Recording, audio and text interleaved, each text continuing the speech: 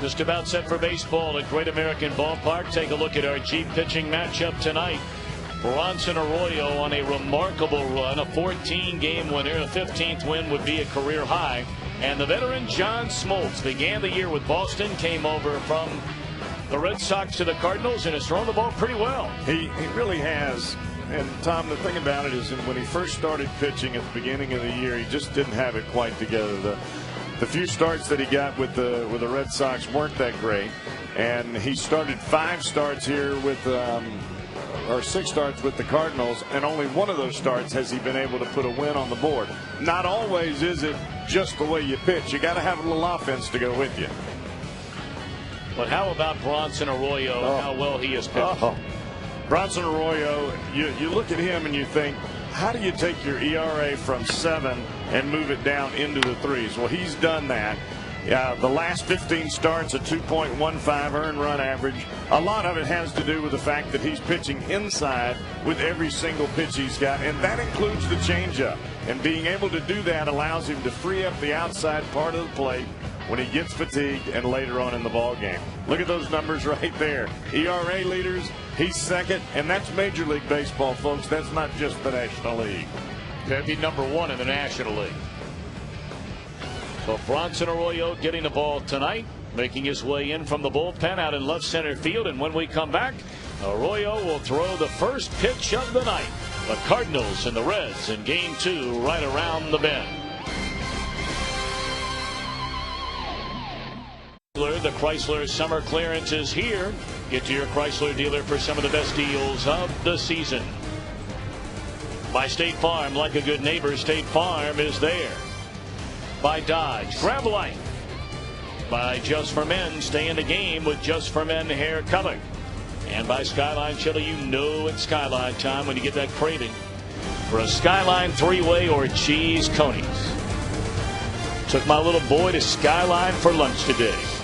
He had a 3-way and a cheese coney. I love those things.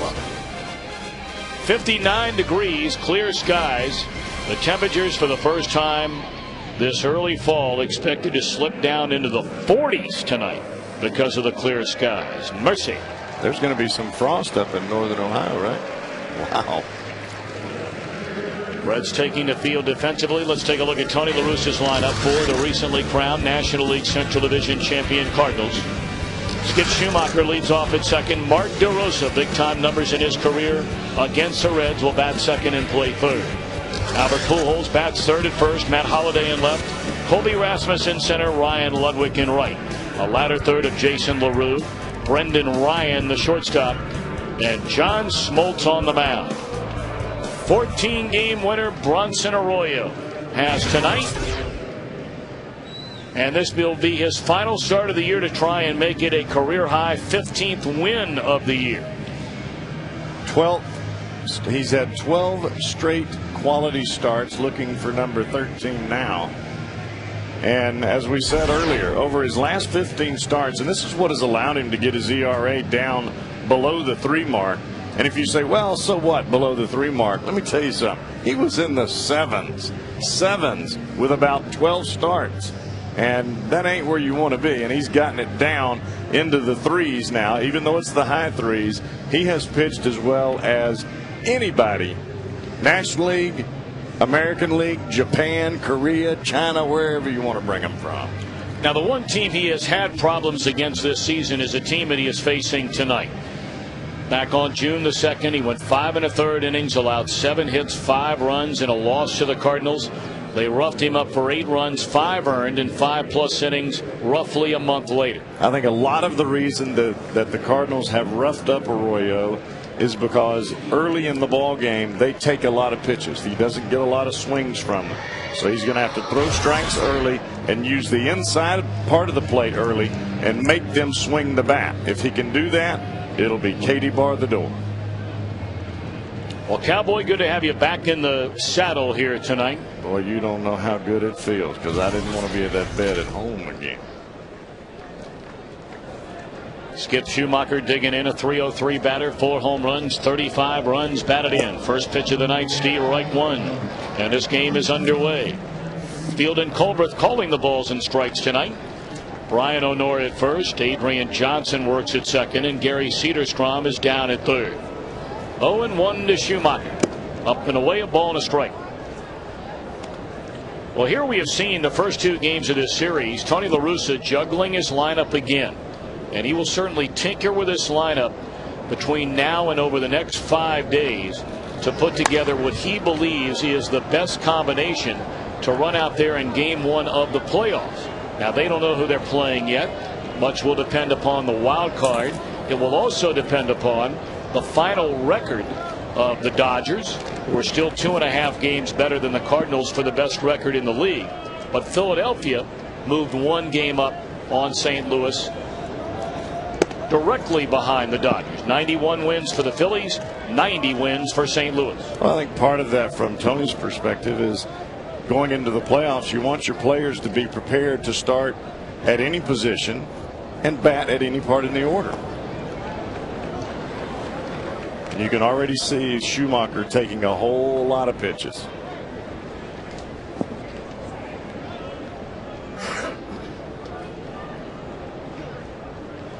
DeRosa to follow, and then the big fella Albert Pujols. 3-2 to Schumacher. Breaking ball fouled away. We'll do it again.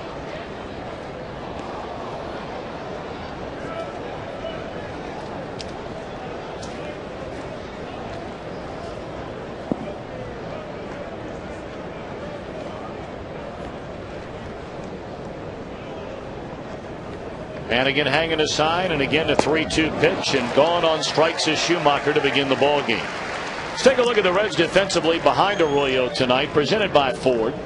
Laynce Nix getting a rare start out in left field. Bruce Tubbs back out there in center, and Jay Bruce again in right. Roland, Janish, Phillips, Votto along the infield. That's pretty much been every night for the better part of a month. And Arroyo and Hannigan the batter. Well, you look at that infield, and that you see that those 4 spots have been in place for quite some time, and so is that W on the left side of the records. It's been climbing. Well, we brought it up last night. Only the New York Yankees have a better record than the Reds in all of Major League Baseball going back to the 3rd week of August. 0-2 on Mark DeRosa. The Yankees have won 25 of their last 35. The Reds have won 24 of their last 35. Routine roller down to Roland. 2 away. And I guess there are plenty of naysayers out there that say, well, it's just September or it's the end of August. You know, most of the clubs they're playing have mailed it in, and, you know, who cares about the trade of Roland? You gave away too much good pitching. I'm telling you right now, I'm a baseball guy. I sat down there in that locker room for a long time. The addition of Roland has lifted everybody's spirits to the point where this is the team that they're not in it, but yet they're having the most fun playing. They're having more fun than the guys in the Cardinal dugout. The Cardinal dugout is pressing right now, trying to get home field advantage. 0-1 on Albert Pujols, but you and I both know, because you've been on good teams and you've been on bad teams, you trade places with them at now, as you like to say. You got that right. But I think this prepares the Reds for on down the road a little bit, because it is going to happen.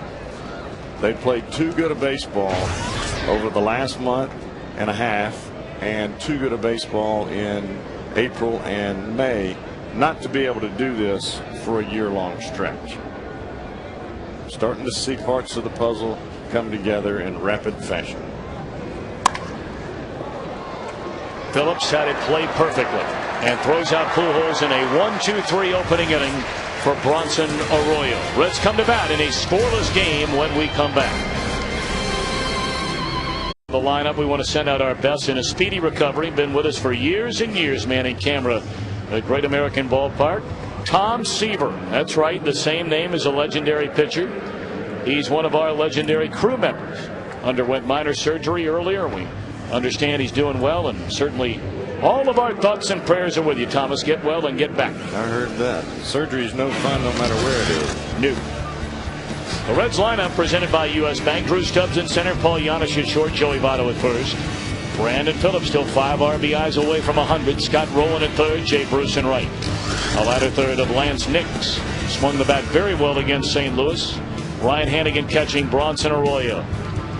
And one of baseball's greats over the better part of a decade and a half is right-hander John Smoltz. Regardless of the record, regardless of the stats.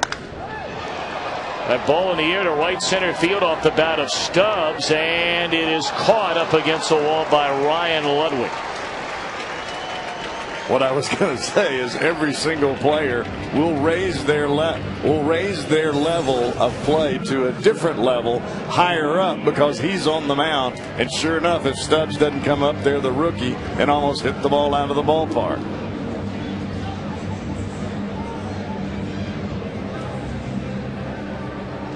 John Smoltz, as many of you know, began the year with the Boston Red Sox. Made 8 starts for him, had a 2-5 record, and man, he just got banged around. Gave up 59 hits in 40 innings, and Boston turned him loose. Look at his career numbers against the Reds. All those numbers piled up with, of course, the Atlanta Braves. But since coming to St. Louis, 6 starts, a 1-2 record, an ERA at 3.18, has allowed fewer hits in innings pitched, has struck out 37 and walked only 4. I just don't think he was ready when he came back with the Red Sox. As all of us are, when you go on rehab, you want to come back as soon as possible. And even though you may think that you're 90%, well, that last 10% is tough to get through. And for a competitor like Smoltz, he was probably only 80% when he went back with the Red Sox. He just wasn't ready. Giannis pops it up and playable up the third base line and foul ground, and DeRosa coming down there to get it 2 away. Let's take a look at St. Louis defensively, presented by Ford. Holiday, Rasmus, and Ludwig, left, center, and right. DeRosa, Brendan Ryan to start tonight at short, not Julio Lugo. Schumacher and Pujols again on the right side. Smoltz and LaRue the batter. John Smoltz is the all-time winningest pitcher in postseason baseball history. Of course, 13 years he pitched in the playoffs for the Atlanta Braves, and not every one of those years did he pitch for Atlanta as a starter.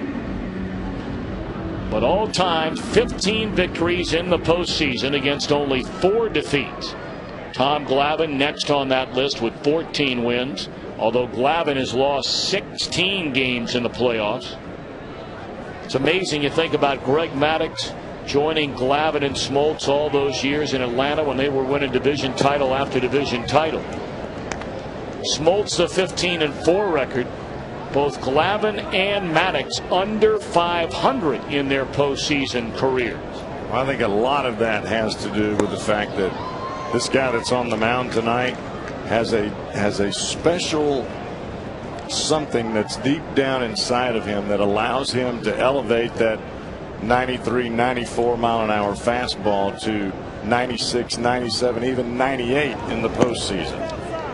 And it just flat out becomes unhittable. His slider becomes that much better, that much tighter.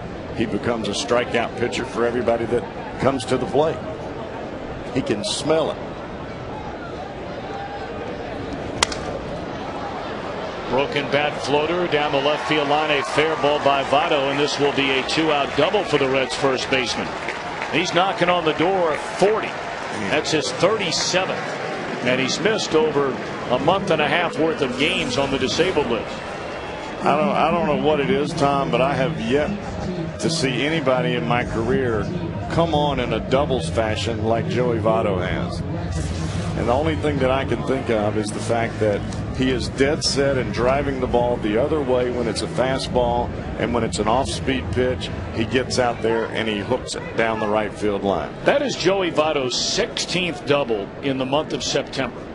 And that is an all-time Reds franchise record for most doubles in a month. And you think about some of the players that have put on a Reds uniform going all the way back to 1930. Harry Heilmann had the record with 15 doubles in the month of September. Now Votto's 16. I mean, that is getting it done. He's still got a few games left, folks. Like he had 6 or 7 in a span of about 2.5 games. High fly ball by Phillips into right. Ludwig over to get it near the line, and that's that. A hit, a man left. We played one, and we are scoreless. Elk, serious lawyers for serious injuries. John Smoltz's career certainly Hall of Fame worthy. 209 wins as a starter, 154 saves as a closer. I mean, you can only wonder how many games he would have won had he remained a starter. Would have easily saved over 300 had he been exclusively a reliever. This guy's one of the all-time greats. Well, the thing that pops out to me, Tom, as much as anything, is he's the consummate professional. They needed him to be the closer at that time. A week one hopper off the bat of Holiday backs up Brandon Phillips, one away to begin the second inning. That ball had some funky spin. Did you see Phillips back up there and have to play that spin? But going back to Smoltz, I just think that Bobby Cox went to him and said, look, we got starters, but we don't have anybody to close, buddy. And Maddox and Glavine can't close. And he said, I'll do it. And then when it came time again for there to be an opening in the starting rotation, Bobby let him have it. Breaking ball in there, a strike to Colby Rasmus. He's had a nice rookie year. 254 batters, 16 home runs, and 51 runs batted in.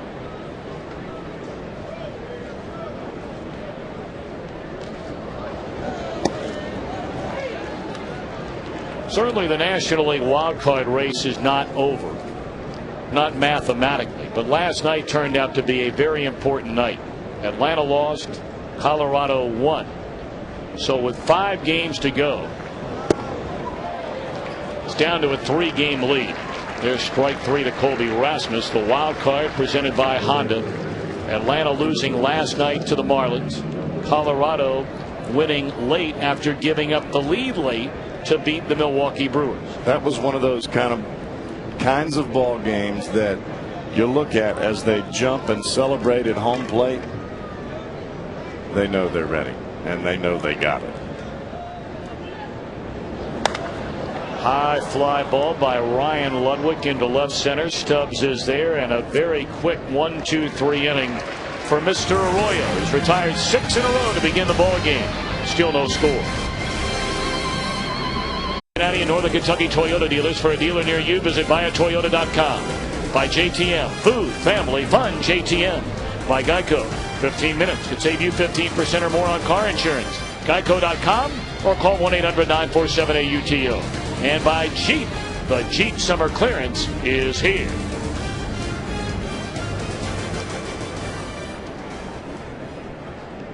An early arrival to fall, if you will.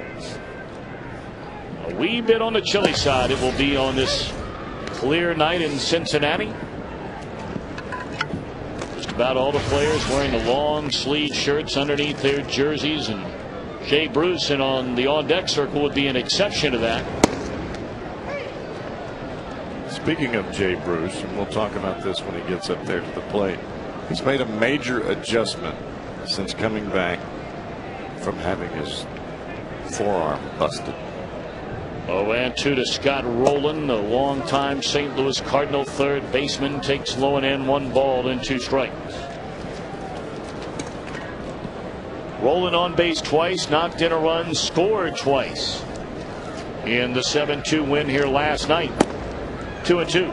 Rowland is a difference maker just by putting on the uniform with his name on the back of it. Whether he takes the field, whether he's sitting in the dugout, as long as he's here every single day, he is a difference maker. And you have people at your jobs like that. You have people on your team like that. They fell behind 0-2, and now the count has gone to 3-2. It'll be followed by Bruce and then Laynce Nix.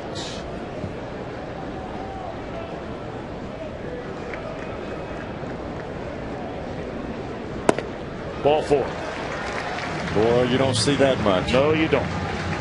And that's the respect that John Smoltz has for Scott Rowland. He got ahead 0-2, but he just couldn't quite get to the power pitch to put him away.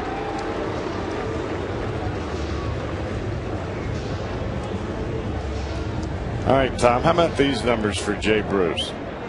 207, 18 homers, 41 RBIs before he broke his wrist. In the 13 games afterwards, and I realize it's only 13 games, but he's hitting .375. He's hit 4 home runs, and he has 16 RBIs. Why is that? He's gone back to driving the ball as we see Votto do, into the left center field gap when it's a fastball. Anything that's off speed, or if it's down and in, all they do is drop the head and hit it out of the park. And you get an idea of the way the Cardinals align defensively. They still have to see Jay Bruce hit the ball the other way. They are playing him as if it was the beginning of the season or the second month of the season when he was pulling everything. Because in Houston they did the same thing, and they had to run all the way to that left center field gap to get the baseball. He almost had a triple twice. 1-1 to count on Bruce. No score in the bottom of the second inning. He missed that ball by 2 feet. 1-2.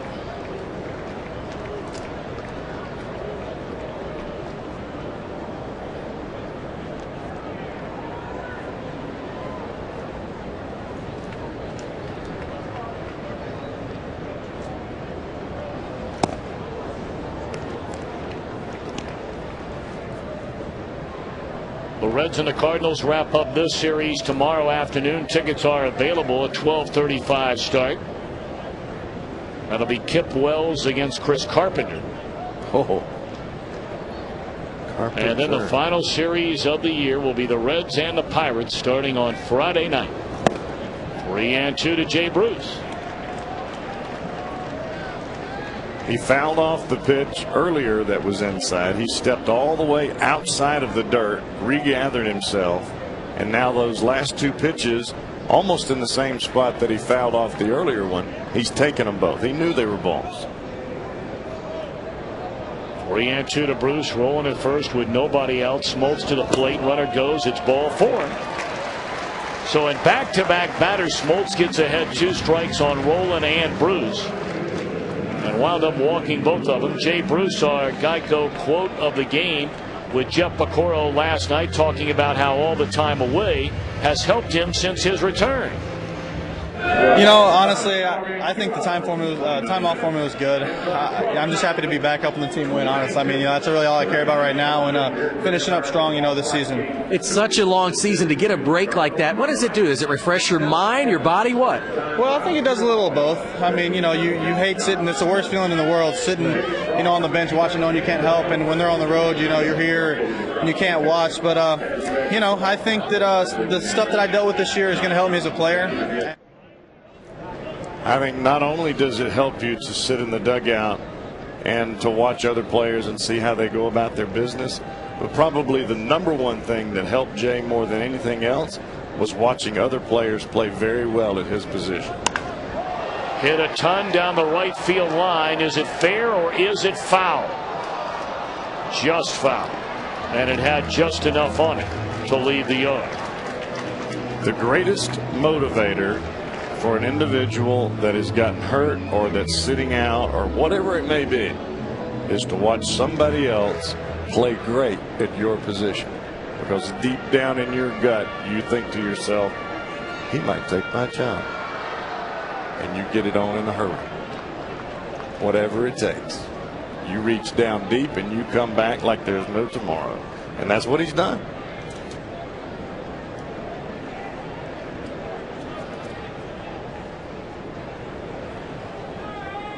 Oh, and 2 to Laynce Nix, and hit off the end of the bat, foul. Now, sometimes those guys play so well that they can just play and forget about you. Yeah, you're right. I mean, Stubbs in center field with Taveras. I mean, that's a tough situation for Willie Taveras right now. Signing the 2-year deal and seeing how well Stubbs has played in center field. That's a tough one. Pitch in the dirt, 1 ball and 2 strikes. I mean, sometimes when you come back to try to win your job back, there's no job to win.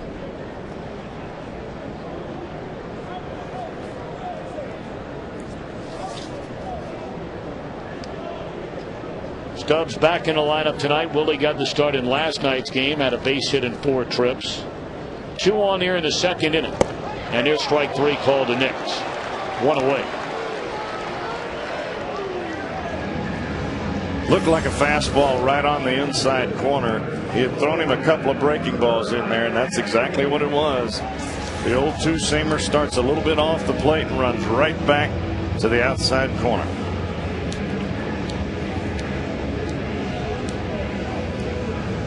Now Ryan Hanigan, a .266 batter, 3 home runs, 10 runs batted in.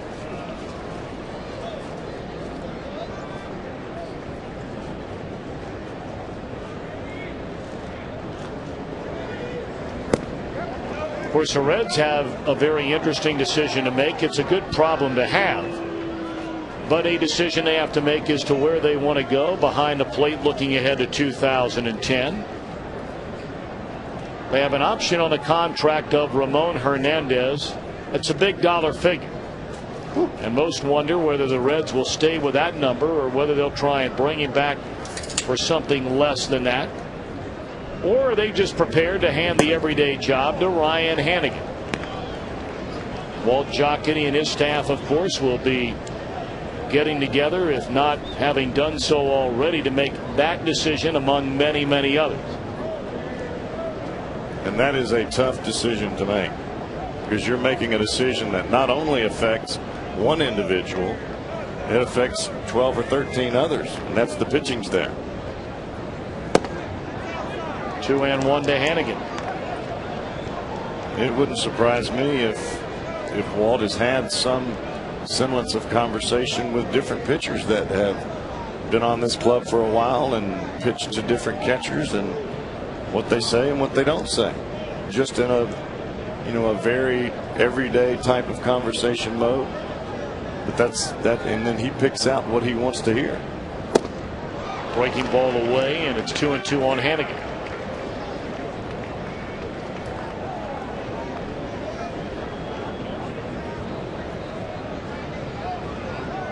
When I say it's a good problem to have, you can make a viable argument for either one of them being back as your regular guy next year. Well, this guy's got a .998 fielding percentage as far as throwing out guys, stealing, catching a ball game. He's very good. But driving in runs is not his forte. And Hernandez pretty good there. Put him in the right spot. I mean, earlier this year, through the first 2 months of this season, he was clutch. I mean, after Votto, he was the next best player on his team. You're right. You're very right, Tom. I mean, he was the guy that deep down inside, yes, Brandon Phillips was hitting 4th, and everybody loves Brandon to death, but in a crucial time earlier in this season when Brandon was struggling, you wanted Ramon Hernandez at the plate.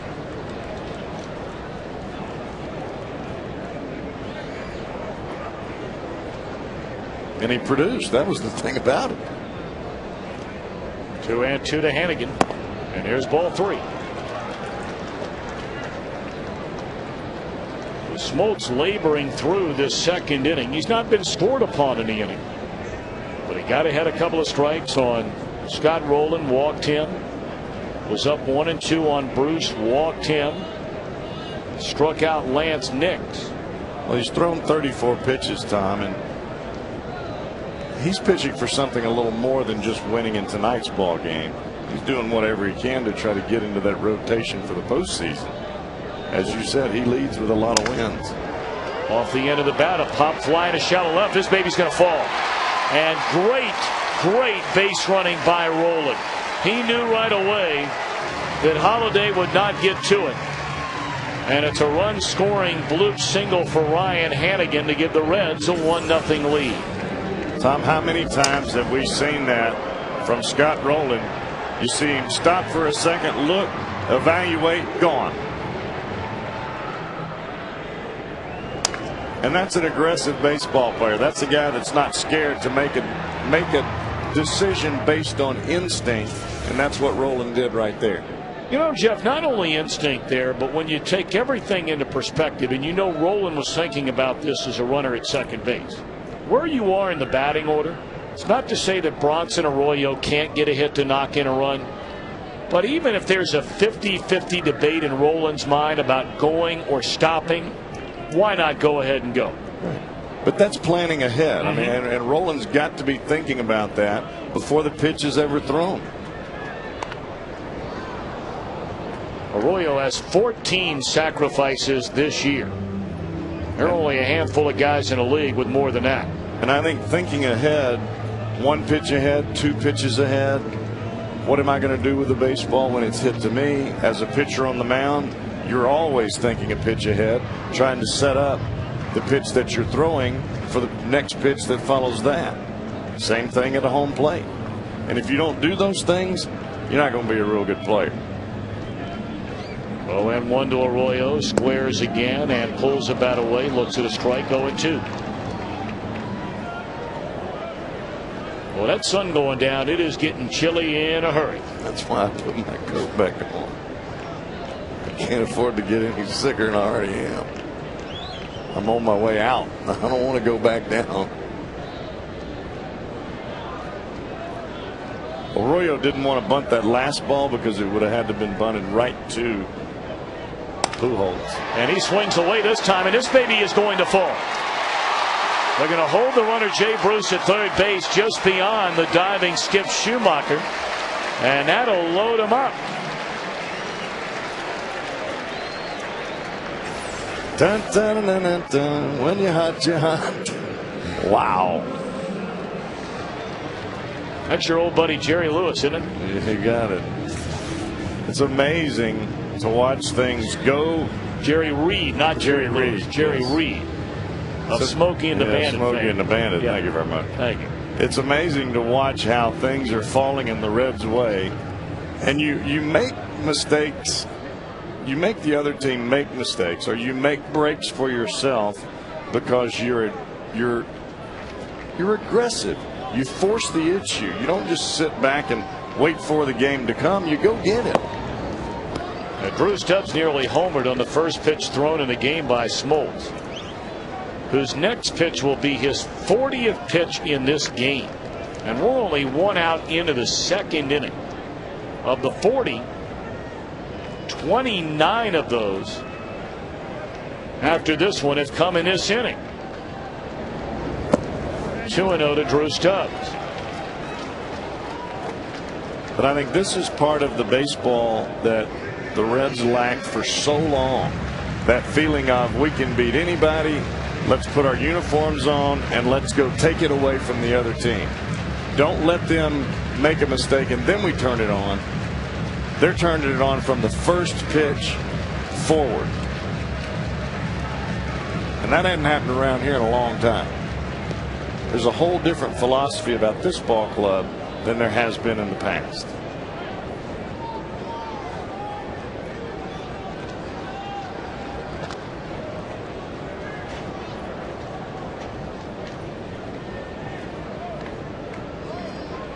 Well, Stubbs looking for something to hammer here on 2-0. Smoltz having such a hard time with command. Got to come with a fastball. And Stubbs takes a fastball high, 3-0. Near the end of the year, rookie at the plate, guy on the mound struggling. You green light him 3-0? Do I? No. 3-1.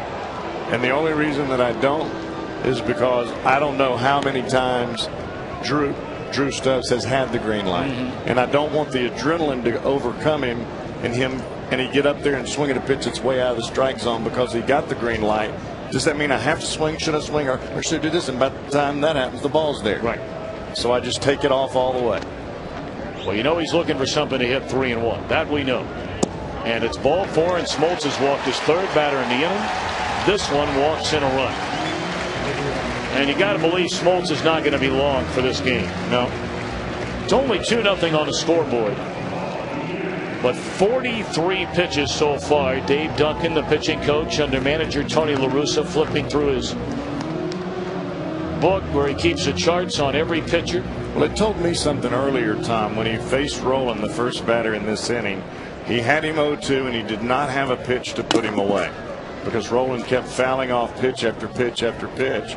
And when you don't have an out pitch, you're going to get out the okay guys, but you're really struggling to get out the guys that are good hitters. Giannis down to strike. And every time he's had to go to a perfect pitch, he's had to go away, and he's trying to get that ball to come back to the outside corner like he did to Stubbs there, and the ball's just not coming back for him.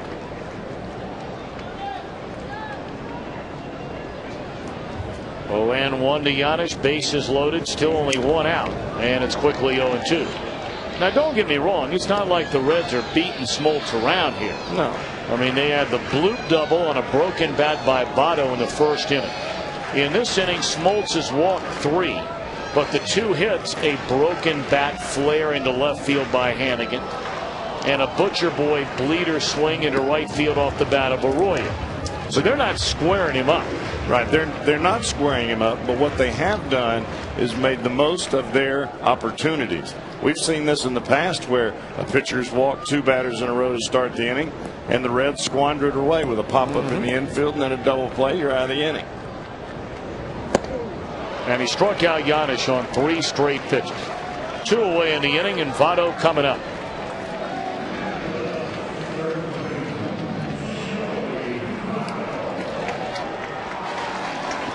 Well, now the catcher Jason LaRue going to come out and visit with Smoltz. It has been a long second inning. I think this is as much for a breather as anything else.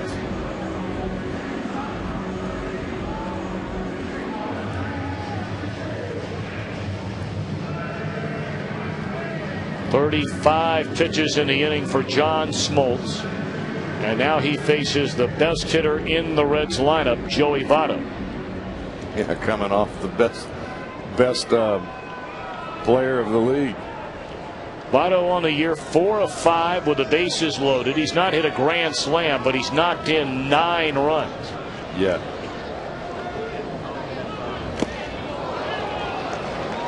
Un-Votto-like there, chasing a first pitch breaking ball out of the zone. Strike 1. That's a veteran pitch right there. With the juices flowing, the crowd starting to get into it. You take it off, you change the speed on the baseball and throw it slow. Hitter jumps at the ball. Went with a breaking ball again, and this time Votto stays away from it. 1 ball and 1 strike.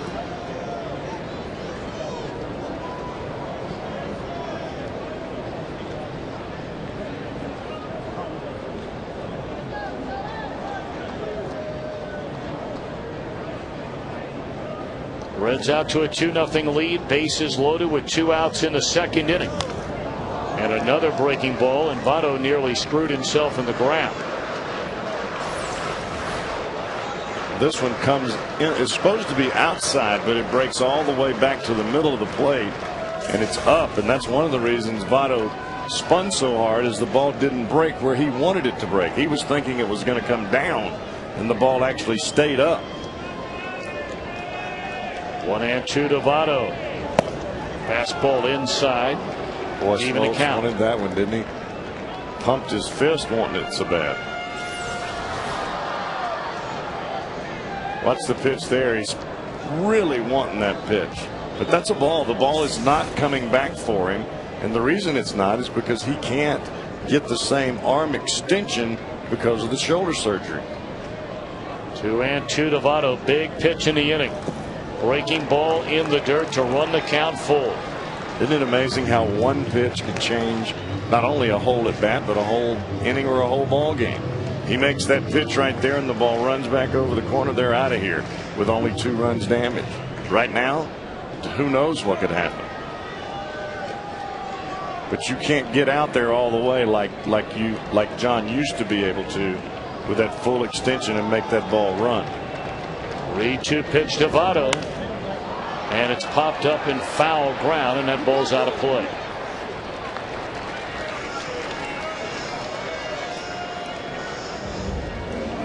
Well, even when guys are laboring like Smoltz is in this inning, I mean, the craft of pitching, man, is still there. 3-2, bases loaded, not afraid to throw that breaking ball.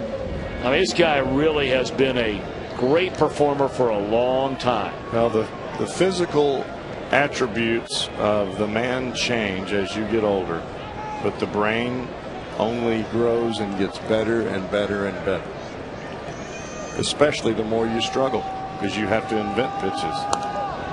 Came back with a fastball at 91 miles per hour, and Votto just fouls it off, and will do it again at 3-2.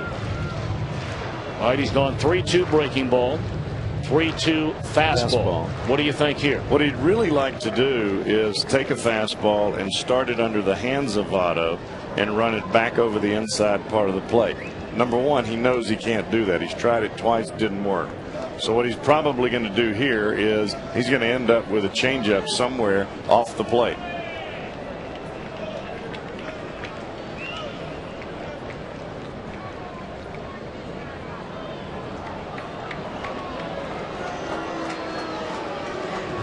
And it looked like that's what LaRue had put down was the changeup.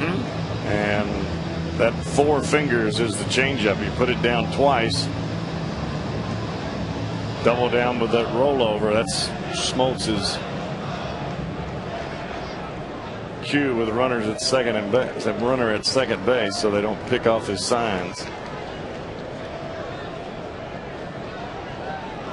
3-2 again on Joey Votto. Here it comes. In the air, and Smoltz may get out of this inning with only 2 runs. He will. Changeup. End of 2. Reds lead it 2-0.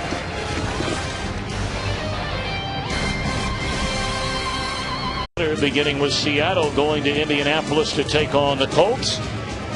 And then Tony Romo and the Cowboys go to Denver to take on the 3-0 Broncos. Coverage begins Sunday with America's #1 pregame show at high noon on Fox. Colts may not lose a game.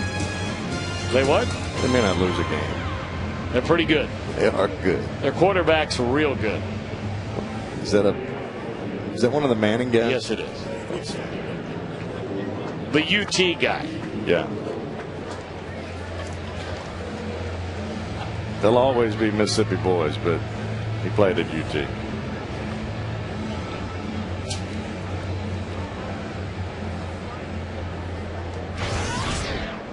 How do you throw out 2 kids that are NFL quarterbacks? It's amazing, isn't it? Good.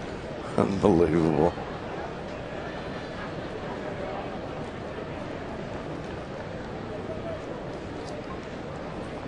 All right, we begin the 3rd. Bronson Arroyo's been given a 2-run lead. He's retired all 6 Cardinals he's faced tonight. So the latter 3rd, Jason LaRue, Brendan Ryan, and then John Smoltz. To your right 1.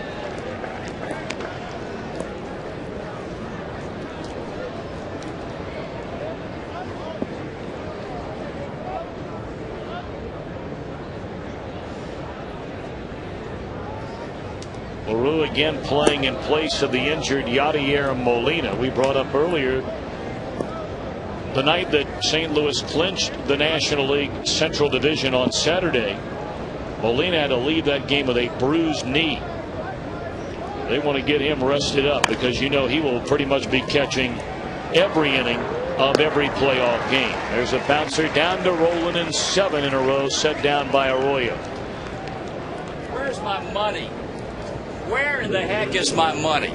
What is going on here? I want to know where my money is now. I gave you people 24 hours to come up with the green. Why are you talking to me about because you could have made it happen and you didn't. I come over here and I worked for free last night, and we know how you are about working for free. Hey, here's what we have. I didn't know that there was a certificate of appreciation granted to Martin Brenneman for his exemplary on-air appearance last night without getting paid. Yeah, you ain't lying. September the 30th, 2009. Well, can I tell you something about that certificate? Can I tell you what can I tell you what Christian Roberts can do with that certificate? I can't spend that. That's all I've got to say. I gave you people time. I expected a little something in my left. Did they make you come in here last night, buddy? 0, nothing. They made you come in here? Well, they make me do anything. They asked me if I'd come in and bail out Junior here. Came in here, worked an inning, got a few chucks from people, and they put on the screen, Tom Stad's working for nothing. I'm sorry. That's Christian. I'm sorry. And Lauren. And I'm leaving. Sorry, partner. Still isn't getting paid. Boy, he was fired up in here last night. What happened? I'm going to tell you what now. I mean, when I go back to radio, he's going to be all mad at me. Will pop up. Brandon Phillips out to get it. 8 in a row retired by Arroyo. I mean, last night we had more emails and we had more phone calls came into Fox Sports Ohio about his appearance on the television side last night. I've seen the old boy fired up. You've seen him fired up. Last night, he was fired up. He was real fired up. He was fired up right then. And I mean, look at him. He's still tired. What happened? What happened? Did he just come in and do an inning or two? And well, he came in and he couldn't make up his mind if he was going to do the play-by-play. I mean, a play would happen. He'd call the play-by-play, and then I said, "Well, are you doing it or am I doing it?" And then he said, "You do it." He's holding up his wallet, which looks pretty flush. I don't think he needs any more in it, does he? Well, I tell you what, there's a lot of dust and dirt and cobwebs inside that thing. We have gone another baseball season. I don't think he's bought one time. There's a couple of George Washingtons with their eyes closed in there that haven't seen the light of day.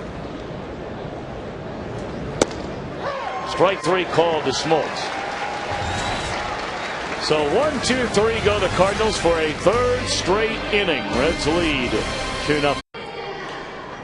Well, you know about the beautiful new Toyota Tundra out in left center field here at Great American Ballpark. If a Reds player hits the sign in left center or the one in right center, in tonight's game, William J. Dishman of Laurel, Indiana, will win that Toyota Tundra.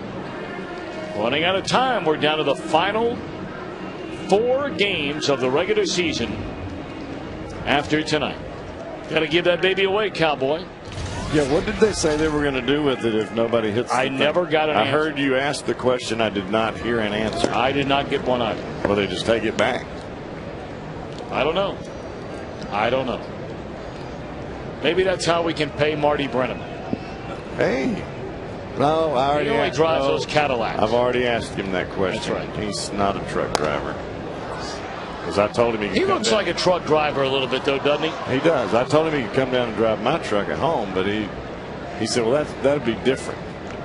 He said, but I don't want to drive a truck, like have a truck and drive it. He likes wearing jeans. He does. He has jeans on tonight. Right. And I think he could learn to wear boots. I could teach him that. Yep. Get him in a flannel shirt. He said he wanted to go cow tipping with me. That'd be good for him. Yeah. Do a little bit of that in the off season. Totally set up. You know, he's not. I'd have to help him though. I don't know if he could do a full sprint. The cow might tip him. That might be a good wake-up call for him. Oh Lord, you don't want one of them cows to fall on you. 2-1 to Brandon Phillips. Fouled away. 2-2. All right, we have a text poll question. Let's settle this once and for all. Should Marty get paid for his appearance last night? Yay or nay? Text 1 or 2, yes or no, to 37664. Should Marty get paid for his appearance here last night? I mean, this is going to be, I'm sure, one of the largest tallies we have ever had in our text poll question. Massive. Early on. Early on. Tell how long he was on so people will know if in case they weren't looking last night and they were watching tonight. Because he wasn't on the whole game. He was only here for like an inning. Yep. There's ball 4 to Brandon Phillips. 4 walks in this game for John Smoltz. 2 of them have scored. And right now, yes is the answer. What's your prediction, Cowboy? Does it come out yay or nay when all's said and done? I think it comes out yay. Now the amount is irrelevant. Where the river is going to cross the road because he was only on here for an inning. Right. And I think, is that right? That's right. That's all I saw him on there. And you know, part of that is productivity during that inning and how much of the fan base he created. Well, his productivity was limited at best. Well, see, I mean, it was a sideshow. I couldn't tell. Well, Tony La Russa out having some words with Field and Culbreth.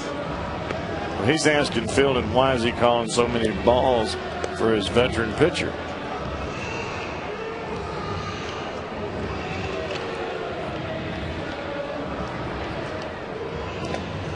You know, it's my understanding, and it says clearly in the rule book, and we don't know exactly what this conversation is, but I thought that you're really not allowed to question balls and strikes. You can yell from a dugout. Maybe Fielding Colbert had heard some of that and said, all right, that's enough, prompting Tony to come out. Right.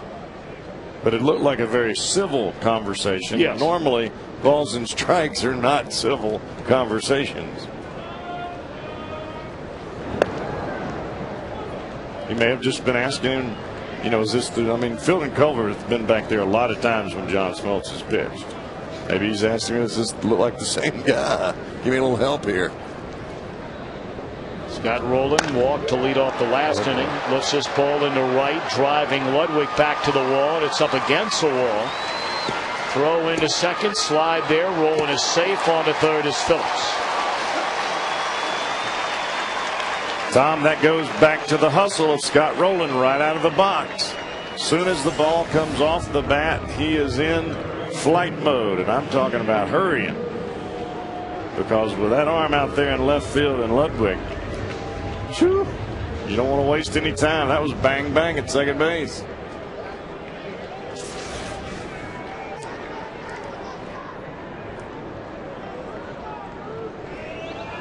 Jay Bruce walked and scored in the second inning. Reds trying to add to a 2-0 lead, and a breaking ball is outside, and tonight Smoltz just doesn't have it. No. And he would be the first to tell you that. And in years past, when he didn't have one pitch, he could go to another. But for now, because he does not have that high-end fastball with that good movement, he has no place to go.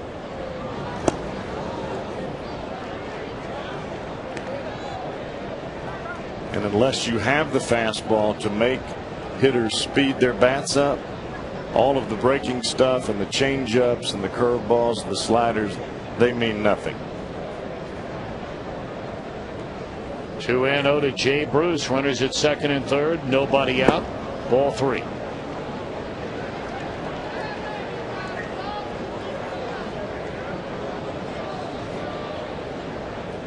Stunning that as of right now there is zero activity in the Cardinal bullpen. None.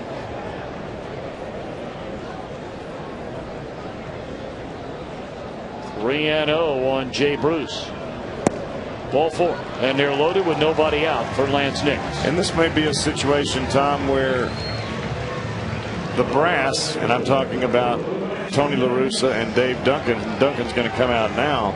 They want to see what John Smoltz is going to do, or what he has in the tank to be able to do in a crucial situation like this. Can he get himself out of this inning without help? They need to know this before they head to October.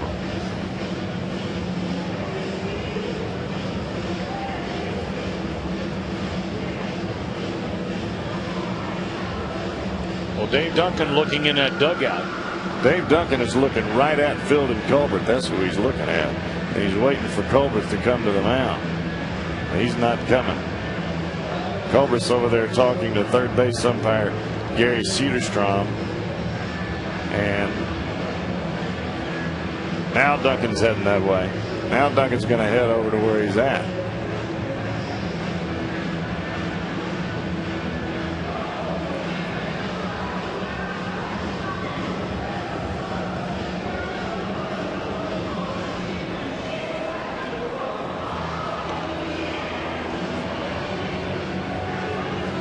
Well, you got to really wonder what this is all about. I'm wondering if they think he's messing with the baseball.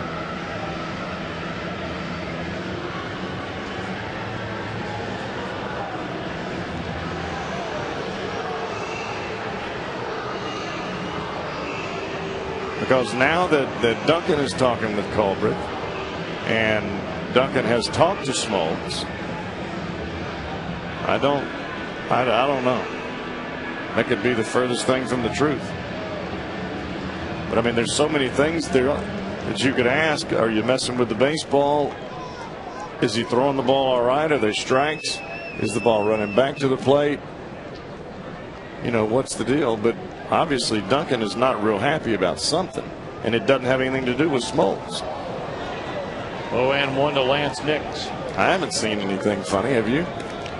I don't know. I mean, that's the kind of thing that, you know, maybe somebody like you would pick up a lot sooner than me. I haven't been looking for it particularly, because I don't think Smoltz would do anything that would be, you know, anything except above board. Well, after you watch what Smoltz just did there now, he threw the ball out of play and threw it right to the Reds dugout and threw it off the screen in front of the Reds dugout. 0-2. Well, maybe the Reds said something. I don't know. But he threw that over there on purpose. Oh, yeah. That had a message behind it. And he threw it hard.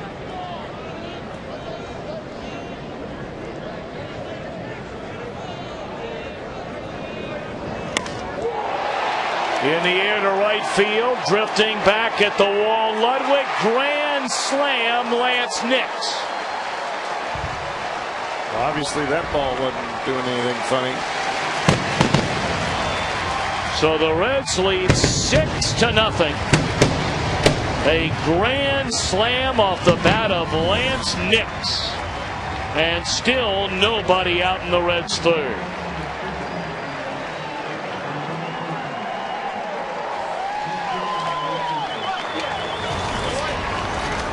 This is the part of the Reds club that I love more than anything else, that they have changed from the beginning of the year to now, is they just don't stop. They keep turning it on and turning it on. Every single inning, you keep going and going and going. First career grand slam for Laynce Nix. It was a hanging breaking ball right in the heart of the plate, and that was hammered.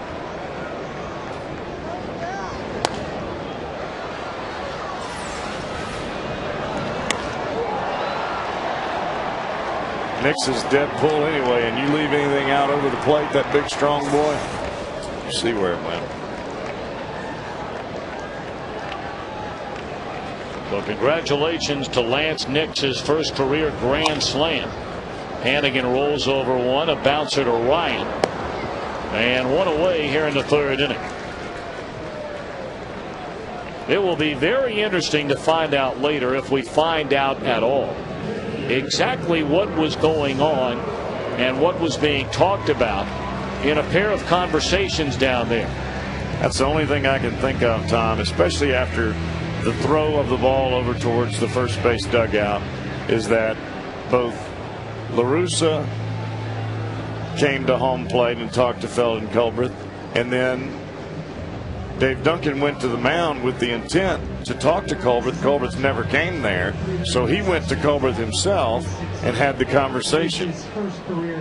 And they've got to, it had to be something about the baseball. Now, we never saw, I never speak for you, I never saw any Reds player at the plate turn around and say, check that baseball. Could have happened. Maybe we missed it.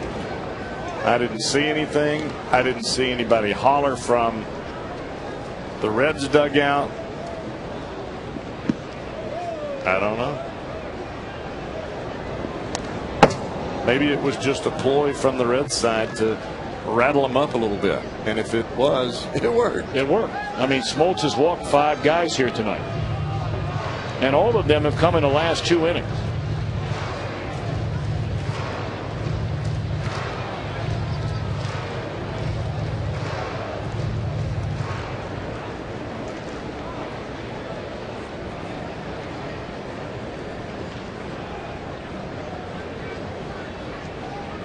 And 2 on Bronson Arroyo. Struck him out swinging. 2 away. And Smoltz throwing those balls over by the Reds dugout. I mean, perhaps there's no intent there. I mean, it looked like it, but maybe not. So, I mean, really, it's all just speculation up here right now, because we simply do not know. All of these things that we have seen, we've seen them at any other time.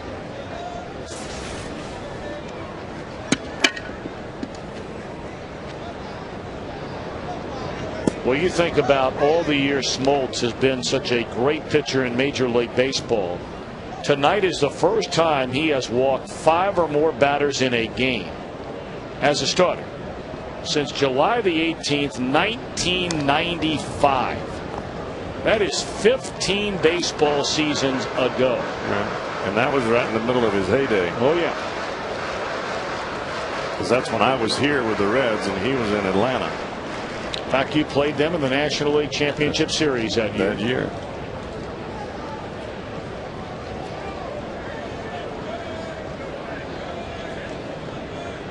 Oh, and 2 to Stubbs. And now ball and 2 strikes.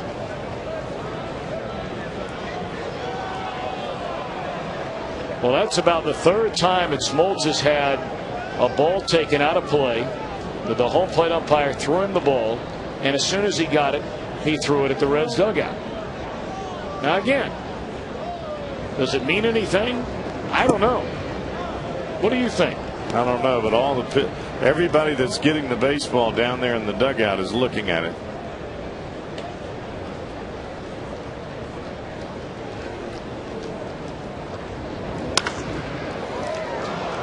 Down on one knee, DeRosa, and Stubbs beaten out for an infield hit. Man, that cat can run. He can really run. I'll be honest with you, Tom. I've never in my career seen somebody get out of the box and beat out a ball like that ever. I mean, that ball was hammered. He had to go down to his knee to get it. Comes up and throws to first, and he beats the ball out. I mean, this is no slow dribbler. This is a one-hopper to the backhand side of Mark DeRosa.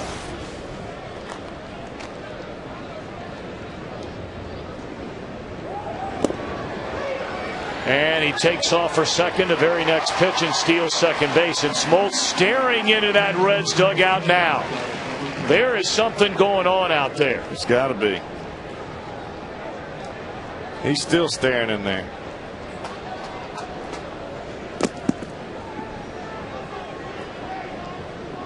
Well, there's no way you can expect a team to shut it down offensively in the 3rd inning.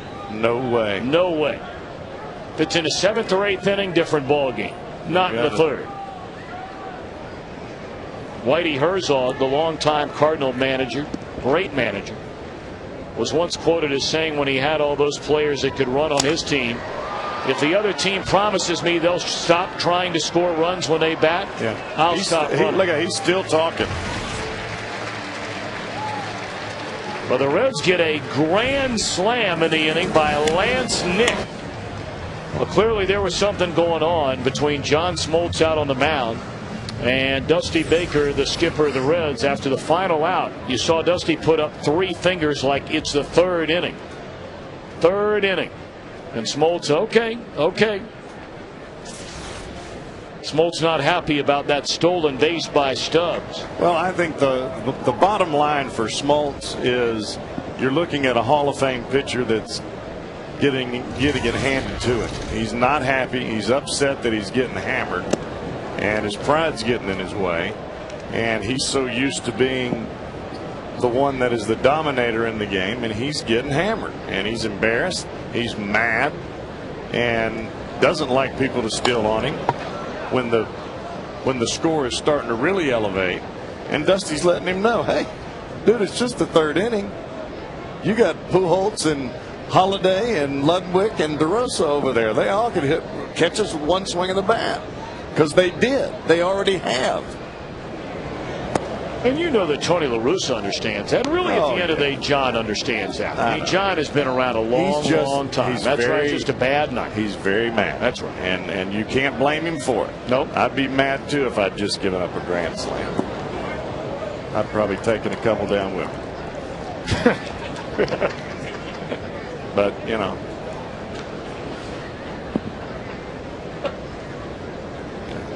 Well, meanwhile, Bronson Arroyo cruising through the front 3. He's not allowed a base runner. And the Reds have given him a 6-run lead in the 4th inning. Wow. 3-2 on Schumacher. Schumacher really is the only batter that has made Arroyo work in this game. Got him to 3-2, fouled off 2 pitches before he finally struck him out. It's been rather routine ever since. Fouled away. And I think that's really what Schumacher is trying to do. Because usually when Schumacher comes to the plate, he's first pitch hitter. You give him a first pitch fastball, he's hammering.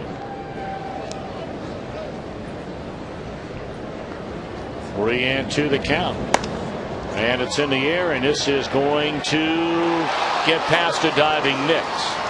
Schumacher will go into second with a leadoff double. First hit of the night, first base runner of the night for the Cardinals. Well, that's as good an effort as you can give to try to keep a no-hitter alive. A sinking line drive into left field, and Nix did everything he could. But I don't think he's going to be able to catch that one.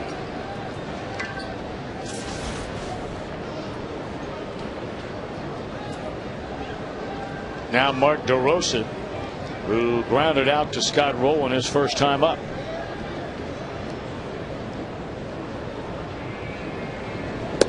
Strike one. 32 doubles. 34 doubles, excuse me, for your leadoff hitter. That's a whole He's lot. had a good year. Oh, man. I mean, he's really had a good year. That is a major engine starter right there.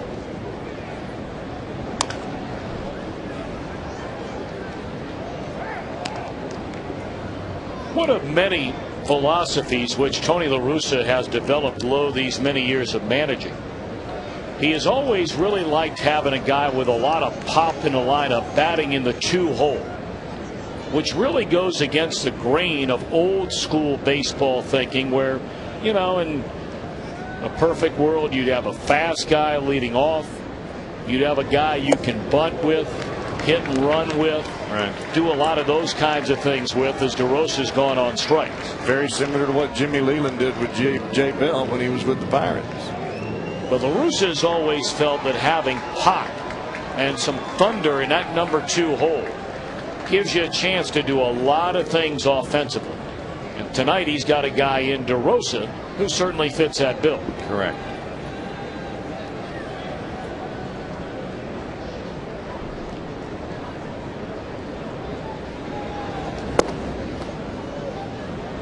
He has a lot of pop in that 3-hole for about 9 years now.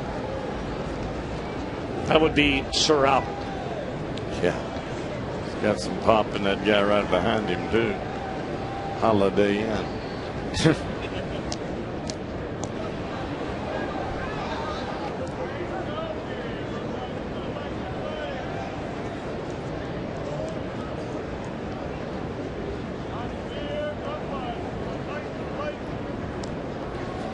One and oh to count on Pujols, and it's down and in, 2 balls and no strikes.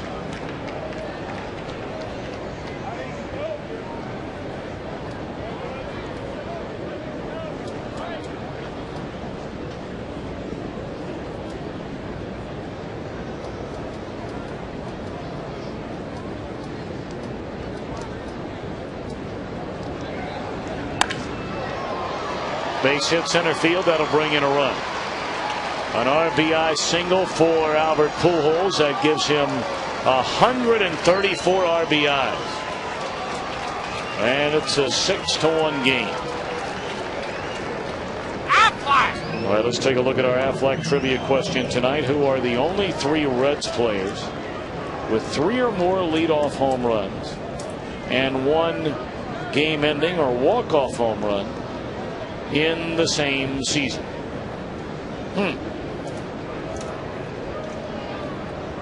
Only 3 Reds ever?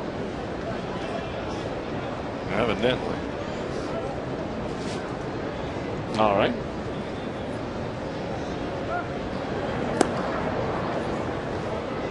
Tell you a guy who used to do a lot of leading off for the Reds and had some sock in his bat was Bobby Tolman. It's going back to the early 70s. Now, anytime you're talking about a Reds leadoff batter, the first name that's going to come to mind is Pete. Wasn't known as a big home run hitter, but we're talking about a guy who had more hits than anybody in the history of the game. If I got to roll the dice on one guy in there, he's got to be in there, right? I he had to hit some home runs in the beginning of the game. Now, Barry Larkin did some leading off in his career, right? Yeah, but not very much, though. I don't think Barry's in there because he did not like to lead off. He liked it in second or third, but not lead off. I tell you who is in there is Drew Stubbs. Yes, we do know that. We do know that. And I like your pick on Pete. Well, I mean, you know, we laughingly and kiddingly say every trivia question that is asked when it comes to Reds batters, there are two guys you better guess. If you're guessing, Johnny Bench and Pete Rose. Or Joe Morgan. You got to throw Morgan in there sometime. Morgan didn't lead off, though, did he?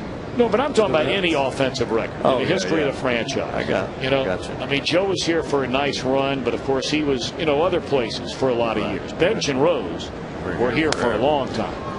Found out a play. But I mean, when Joe was here, he hit third, didn't he? If I remember correctly. That's right. Yep. 1-2 on Matt Holliday. Reds leading 6-1. We're in the top of the fourth inning.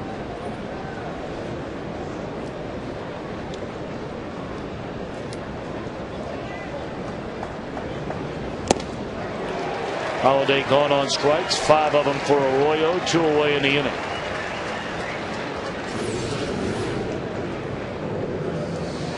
Looks like he's got a fastball grip, and yep, he goes upstairs with the heater. That's been a pitch that Arroyo has really made work to his advantage here in the second half of the season. A drop down sidearm fastball that you think is going to sink or run away from you, and it stays flat and it stays right at that eye level. And a lot of batters, it must look really good to them. Colby Rasmus looks at a fastball high. Reds 2 runs in the second inning, 4 runs in the third on a grand slam by Laynce Nix. A leadoff double by Schumacher here in the fourth inning, and he scores on a base hit by Pujols to make it a 5-run spread. Good breaking ball there. 1-1 to Rasmus. That ball looked like it almost stopped in midair. 69 miles an hour.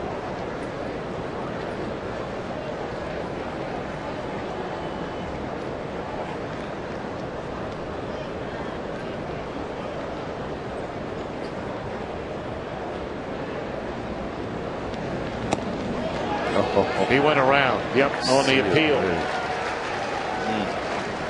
That's the thing that I don't understand. As you see this check swing here on a sidearm breaking ball, it looks like it's over the plate and just eats you up. How do you make an adjustment from a batter's standpoint on a pitch from 62 to 90 in consecutive pitches? I don't know that you can. Foul it off, maybe.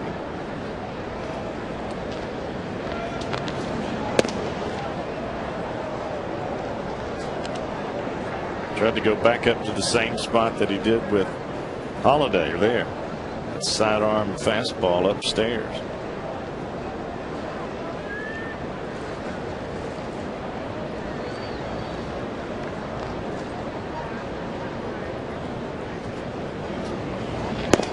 Fastball away, and the count goes full on Rasmus. Hannigan, except for maybe 1 or 2 starts, has caught just about every start that Bronson Arroyo has made. And for me, that's almost like throwing to yourself. Guy knows you inside and out, knows what you want, what you don't want.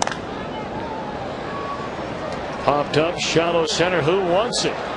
And a nice play by Yadish. Boy, that's a nice play. Cardinals get a run, leave a man. Middle of the fourth. The Reds lead 6-1. All right, time to answer our Aflac trivia question. Name the 3 Reds all time with 3 or more leadoff home runs in a season. And in that same year, a game-ending home run. We knew Drew Stubbs this year has done it. There's Pete. And Jerome will not have been here until September 30th, 2014, and not have guessed. Jerome Walton. Sad part about it is his locker was only about 2 down from mine. Pretty sad. Of course, Walton, the former National League Rookie of the Year when he came up with the Chicago Cubs and led them to a division title in 1989.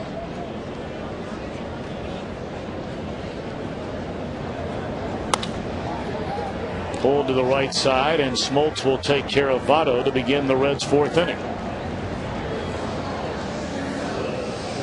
Well, when the Reds get it done with an RBI this season, that means another $25 from Shakely goes to the Reds Community Fund. Shakely, it's done. Well, the business about the baseball earlier evidently was some conversation about the baseballs being slick and too slick to be able to get a good grip for Smoltz. Well, a lot of times when there's drastic changes in the weather, as we have tonight, where it gets colder. Fly ball straight away center, an easy play for Rasmus, 2 gone. When you have drastic changes in the weather, the oil on your skin, it just doesn't produce you don't produce as much oil in your skin when it's cold. That's why you have cracking of your skin during dry weather and cold weather during the wintertime. And tonight is a cooler night than it's the coolest night we've had all year. Well, and that being the case, then it's more about Smoltz's hands not creating the moistness than it is about the balls being slick, because you got a guy on the other side in Arroyo that throws nothing but breaking balls, and he has no problem at all. So the problem is in Smoltz's hand, not the baseball. Jam shot floater caught by the second baseman Schumacher, and Smoltz with a perfect 4th, his first 1-2-3 inning of the night. We go to the 5th. 6-1 Reds in front. Big rewind.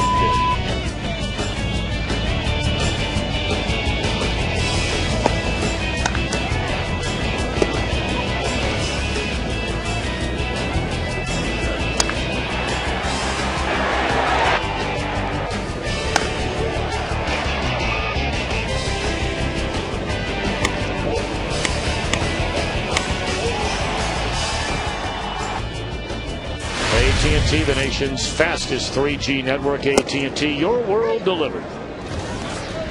Top of the 5th inning. 6 runs, 6 hits, 5 men left on base for the Reds. St. Louis a run on 2 hits, 1 left on.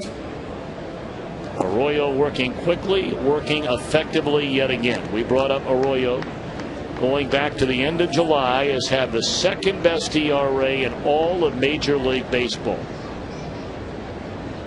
ERA of under 2, second only to King Felix Hernandez, who could be the American League Cy Young Award winner this year. You are correct, my friend.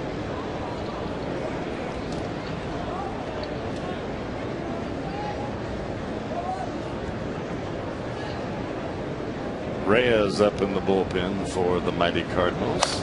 The one-time Red, Dennis Reyes, popped up. Foul ground. Votto's got it. 1 away.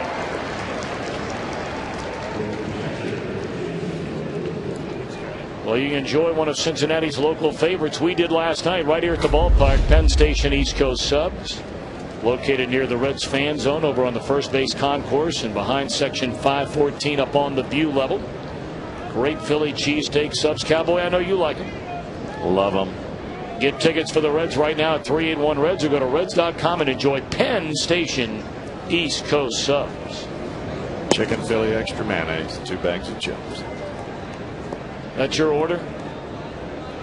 Do you get 1, or do you get 1 for night and 1 for midnight? Let's see, what do I do with that? Because you got to admit, you can bring one of those bad boys home. Roland Fields in fair territory, throws out LaRue, 2 away in the inning. You got to admit, you can bring one of those babies home and, warm up the oven, stick it in there, and you're ready to roll. Late night. Yes, I have done that. Actually, what I've done, well, this is kind of silly, but I get 1 when I'm eating it, like tonight. Right, for dinner. Yeah, and then for midnight I get 2, and I take all of the insides and scrape it out and put it in the other one, so it's just like a monster Philly cheesesteak is really good too. And you just eat it open face. Foul territory out of play. So you don't pick it up with your hands. You just get out. I ate it with a knife and fork and slather it up with mayonnaise all over the top of it. My wife thinks I've lost my mind, but it's really good. I don't know what they marinated in, but it's prime time. Solid. Wow. You know, we ought to have them send up a couple of those for you to take on home tonight. Well, they have sent some up before, and I tell you, they are some kind of good. Oh, and 1 to count on Brendan Ryan, and a fastball is low. A ball and a strike on Ryan with 2 out and nobody on. It's all in the care of the cooking. No doubt about it. They do a great job.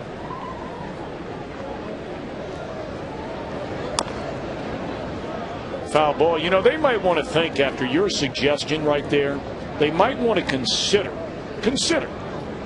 serving those in an open face,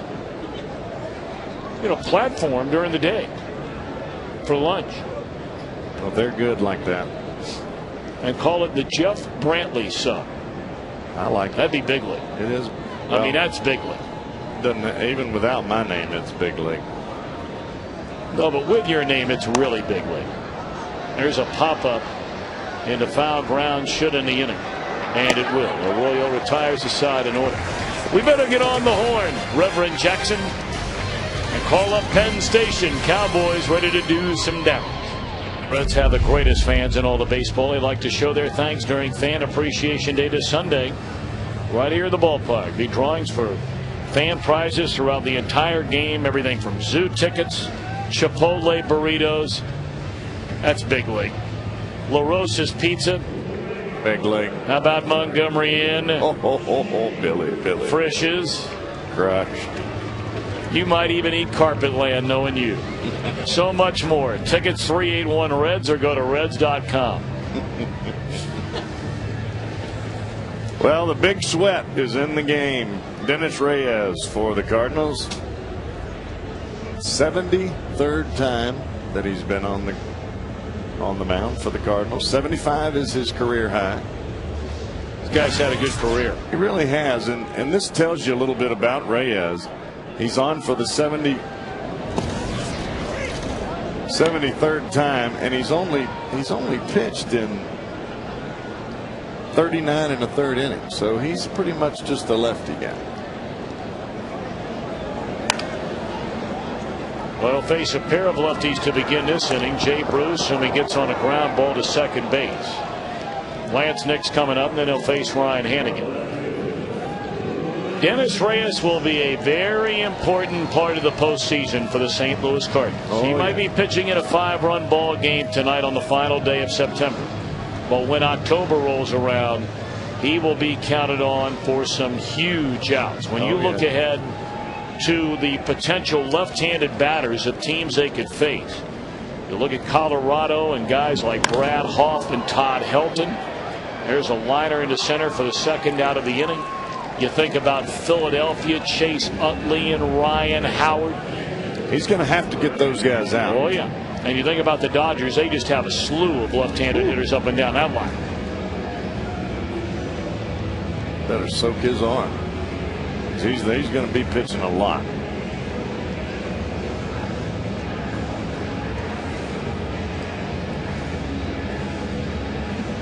Now Ryan Hannigan with 2 out and nobody on. Reds leading by 5 in the bottom of the 5th.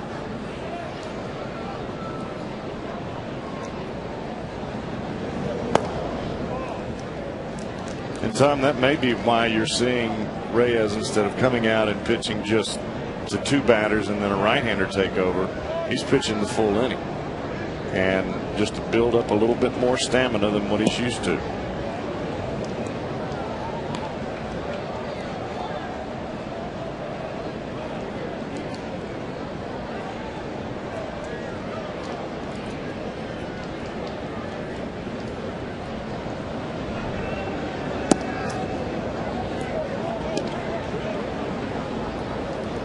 On Ryan Hannigan.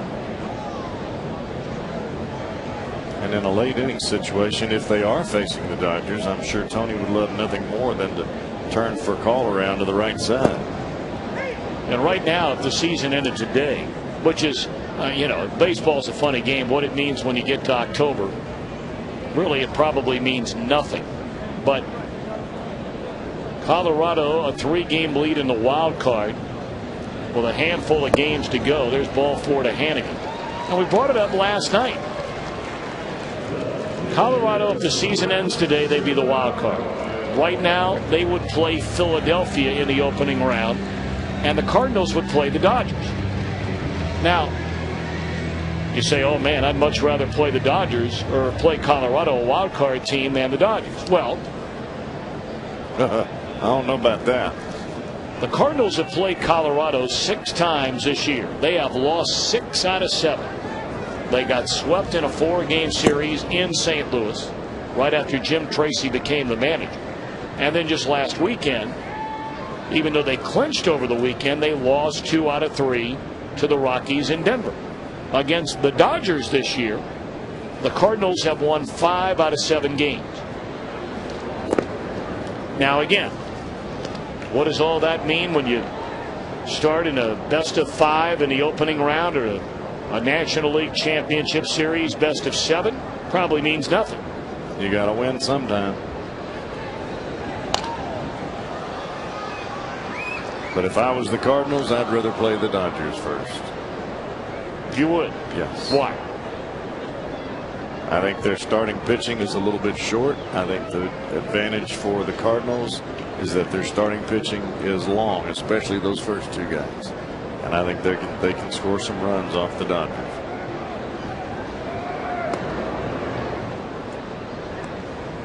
Of course, a big difference in getting a better record than Philadelphia would mean home field advantage. If the Cardinals open the division series against the Dodgers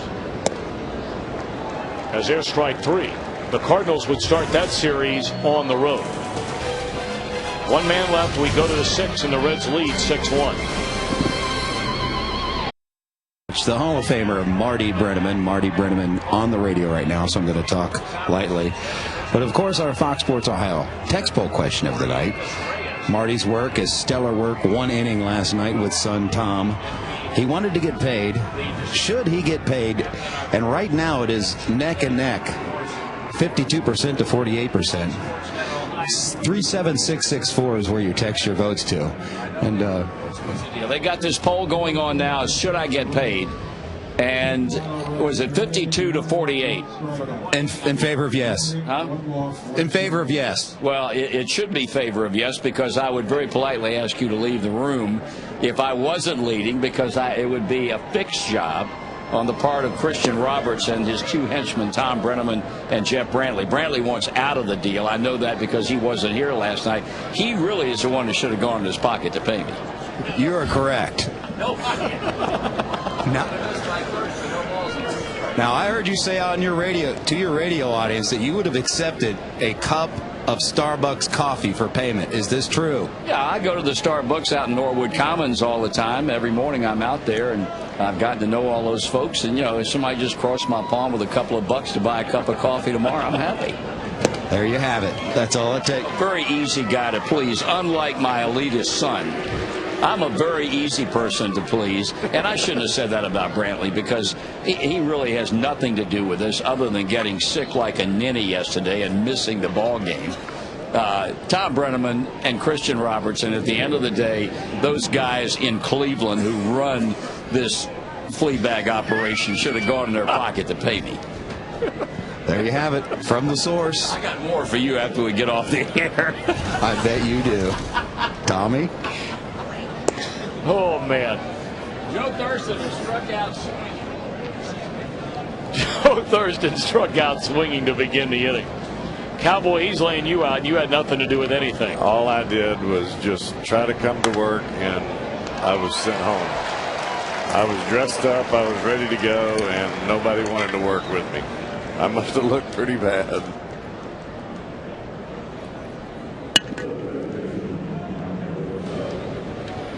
So 2 are out in the inning after Joe Thurston, a pinch hitter, struck out to lead off the inning. and a line drive by Schumacher, caught by Giannis. You know, the thing about it is I'm surprised that your dad doesn't have it, because he's been hanging out with me at the last week. He must just have a better immune system than I do. Well, I think whatever immune system he has, it's an angry immune system, so it's getting the better part of whatever's coming around. Maybe that's the key to not getting sick, just be mean.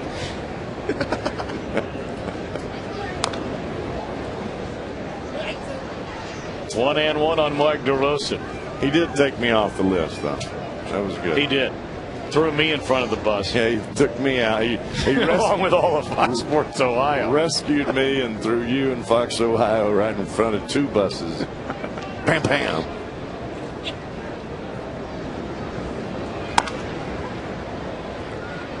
On the ground, sure. Man, how about Bronson Arroyo? Wow. Through 5.5, the Reds with a 5-run lead. Now it's time for the Coors Light freeze can. The catch made the very first pitch in the bottom of the first inning. And Stubbs hit a drive to deep right field, and Ludwig, I don't think that ball would have gone out of the ballpark, but it would have certainly been a triple for Stubbs if it hits the wall. Look where he caught it right there. I mean, that ball looked like he caught it with his pinky up against the wall. The ball looked like it hit the heel of the glove and was starting to come out.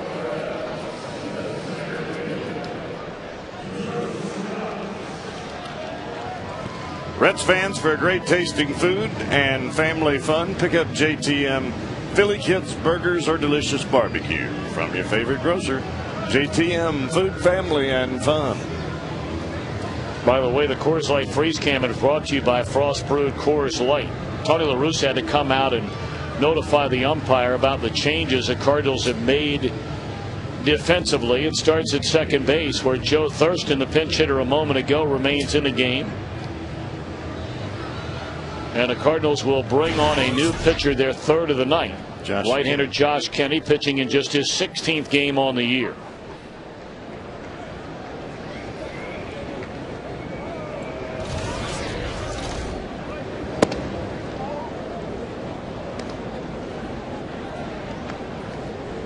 I think really this is just a point just to get to see Josh Kenny if you're Dave Duncan and Tony La Russa, and see what he can do.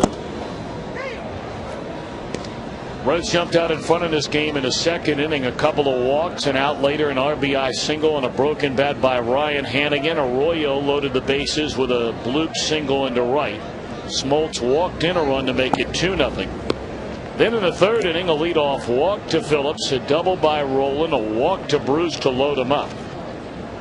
And then a grand slam off the bat of Laynce Nix, the first grand slam in his major league career. Stubbs a fly ball to left center field, and Rasmus is there. One away. Tonight's Mega $1 Million jackpot in OHIO is up to $105 million. It's a lot of glue, Cowboy. You got that right. Maybe they can pay your dad.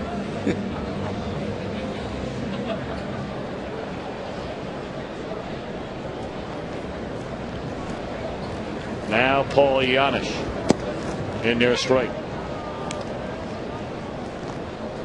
See, now how does a guy that's talking about that Starbucks coffee thing, right? Now I'm a guy who you referred to as an elitist. There's a double down the left field line off the bat of Paul Giannis. That'll be his first hit in 4 at-bats tonight. 20th double for Mr. Giannis. How about that? And I'm a UDF coffee guy. 99 cents every day. UDF, United Dairy Farmers. I like their ice cream. See? 6 down, 2 up. Now, if you were just some guy watching for the first time Reds baseball, you saw Marty talking about Starbucks and his son talking about UDF. You would be the money saver. In the hole at short, Ryan. What a play that was by Brendan Ryan. Wow. All this momentum going towards a third base line, threw across his body and got a guy in Votto who runs pretty well. Well, he does it by getting a really short arm arc in the back. If you try to really rear back to throw that ball, it's going to sail on you. And all he really did was throw it like a catcher, just get the hand up to his ear and sling it, and almost tried to lead Pujols as he was running towards third. Very weird play, but an awesome play at that. Brandon Phillips starting to run out of games and run out of chances to get to 100 RBIs on the year. He's 5 away. He has a runner at third with 2 men out and a golden chance to pick up one right here. But he does have his career high in RBI. Yes. And I think that was the goal that he set coming in. He only came to the plate in last night's game one time with a runner on base. That was his final at bat in the 7th. There was a runner at first with 2 men out. He had a good night at the plate. Had 2 hits, a single, a triple, scored twice. Tonight 0 for 2, but has walked and scored a run. Well, I can remember in that 1995 season, Reggie Sanders had 99 RBIs, 29 home runs going into the month of September, and he didn't make either one of them. Fly ball center field, and Brandon will leave that runner at third. The inning is over. A hit, a man left. We go to the 7th, where the Reds still lead 6-1. 6 innings, no runs. How does he do it? Well, check out the old-timey leg kick as he brings it all the way up. Look how high he gets his leg kick up into the air. A lot of that gives him his straight up and down balance. You would think as you watch him kick, he's not going to be very balanced, but he is balanced. That leg kick going straight up, even though it looks like it's an old-timey leg kick, what it does for him is it gives him that mechanism when he gets to the top to go on to home plate. Even though that leg kick is awfully huge, when he gets it up around this area up here, he knows it's time to go to home plate. Right there, go. He'll cock these hips, and then he takes off to home plate. High fly ball off the bat of Pujols towards Jay Bruce and right. 1 away to begin the 7th inning, and Arroyo tonight working on a 2-hitter. The reason that leg kick is so important for Bronson is you don't want him to fall backwards. You don't want anything back here. See how straight up and down he is? If he fell back this way, he'd be in big trouble, but he doesn't. He just kicks the leg up, and then he kicks those hips as I showed you earlier, and that allows him to drive home. Balance is so important because he throws so many off-speed pitches, and that was a good one. I mean, this guy has been spectacular for nearly 2.5 months. I mean, there's no other way to describe what Arroyo has done. You know, we keep showing you that graphic from the beginning of August. You got to remember now, there's a bouncer down to roll. If you go back even further than that, the final start before the All-Star break at Citi Field in New York on July the 10th, Arroyo, a complete game 4-hit shutout. His next start, he shut out Milwaukee. He gave up 5 runs in a game against the Dodgers, his second to last start in July. Then his very last start that month, he allowed 3 runs pitching into the 7th inning. That then is when that number begins. Since then, in each of his last 11 starts, he's gone at least 7 innings without allowing more than 3 runs, and the ERA under 2. And according, by the way, to the Elias Sports Bureau, that is the longest such streak by any major league pitcher since Chris Carpenter did it in 11 straight games going back to 2005. Nobody has done it in more than 11 straight games since Curt Schilling, and I saw every one of those starts back in 2002. He went 12 straight games of 7 or more innings, 3 runs or less. And being able to take the ball on a daily basis as Arroyo does, that's why he racks up the innings, he racks up the starts. And all the work that you see that Arroyo does is all behind the scenes. But yet you can't do what he's doing right now without being in top, and I mean top, physical condition. He gives a lot of those funny answers. Well, I just show up and do this and that. I'm telling you, folks, this kid works as hard as anybody. Probably works harder than most. It's pitch count 81, and here we are with 2 outs in the 7th inning. Pulled foul. Don't forget, coming up tomorrow night at 7 o'clock right here on Fox Sports Ohio, it's high school football's game of the week. Lakota East and Oak Hills. 7 o'clock start time on the Fox Sports Ohio high school football game of the week. They'll be getting after it over on the west side tomorrow night.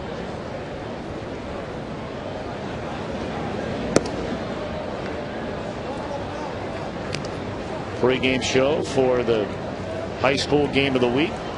30 minutes before kickoff, so all that will get started at 6:30. Brad Johansson and Dave Lapham will be on the call of the game tomorrow night. Jeff Pecoro on the sidelines with that team. There's a drive into right center field, and that'll be a double with 2 away by Colby Rasmus. That ends a string of 10 in a row retired by Arroyo. And you look at Arroyo and you think to yourself, well, how has he been able to do all of this? Or, you know, a lot of those things pop into your head. But the thing that amazes me the most is that the most wins that he's ever had in a season has been 14. And he's going after his 15th win tonight, which would break his record personally. And he could very easily be over 20 with just a couple of runs here or there. Oh, yeah. You know, we're talking about this run he's had where he's gone 11 starts at 7 or more innings, 3 runs or less during the run. He hadn't won but what, 3 games?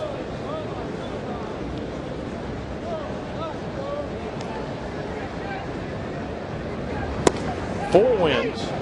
He has a blown save and 1, 2, 3 no decisions to go with 3 losses. And the losses were when he was giving up 1 or 2 runs. Right. When he had to come out in the 7th or 8th inning when he'd only given up 1 or 2 runs, and you had to pinch hit for him.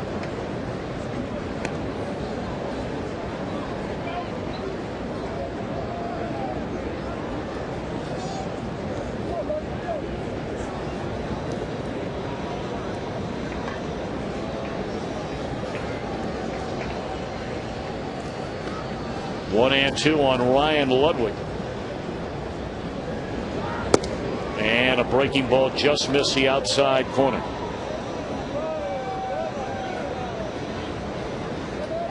Yeah, I made a mistake. I said 15 would be his career high. 15 would tie his career high. He set that last year. Right. Sorry about that. He had 14 a couple of years before that, Right, until he got to 15 last season. Right.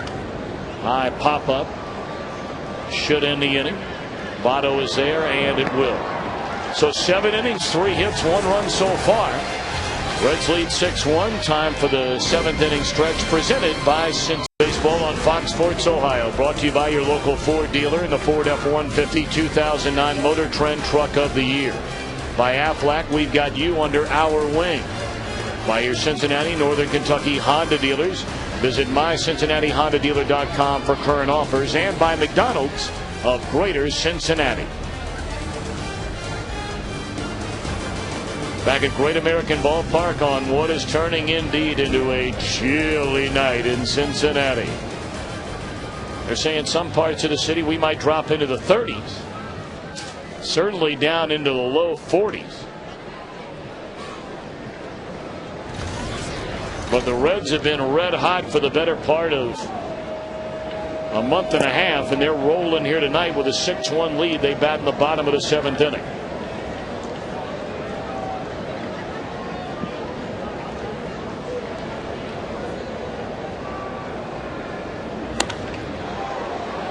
Scott Rowland hammers one foul, 1 ball and 1 strike. Mullen's been right in the thick of the action again. Drew a leadoff walk in a scoreless game in the second inning. Scored the first Reds run. Then after a walk to Phillips to begin the third, he doubled, helping pave the way for a grand slam 2 batters later from Laynce Nix. That grand slam has been basically the difference in this game.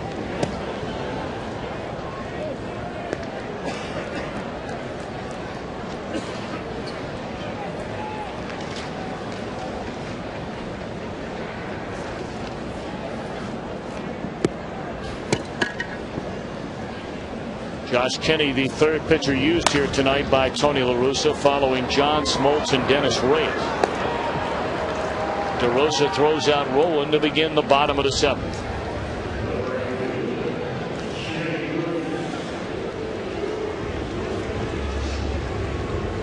Jay Bruce knocked in 5 runs here last night on a pair of home runs. 0 for 1 tonight, but has walked twice and scored twice.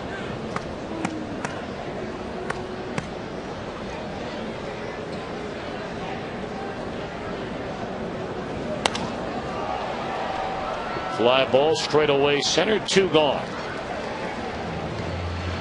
You gave him those 2 walks, Tom, and to me, to see Jay Bruce walk is a major movement in progression. Swinging at the first pitch as he did there, that's okay every once in a while, but it's not okay every time.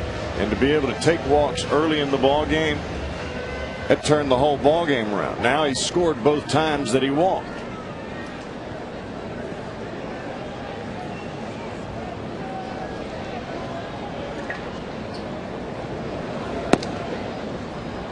Ball 1 to Laynce Nix.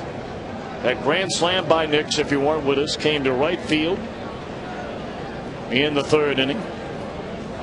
And the first time in the major league career of Laynce Nix in which he's hit a grand slam.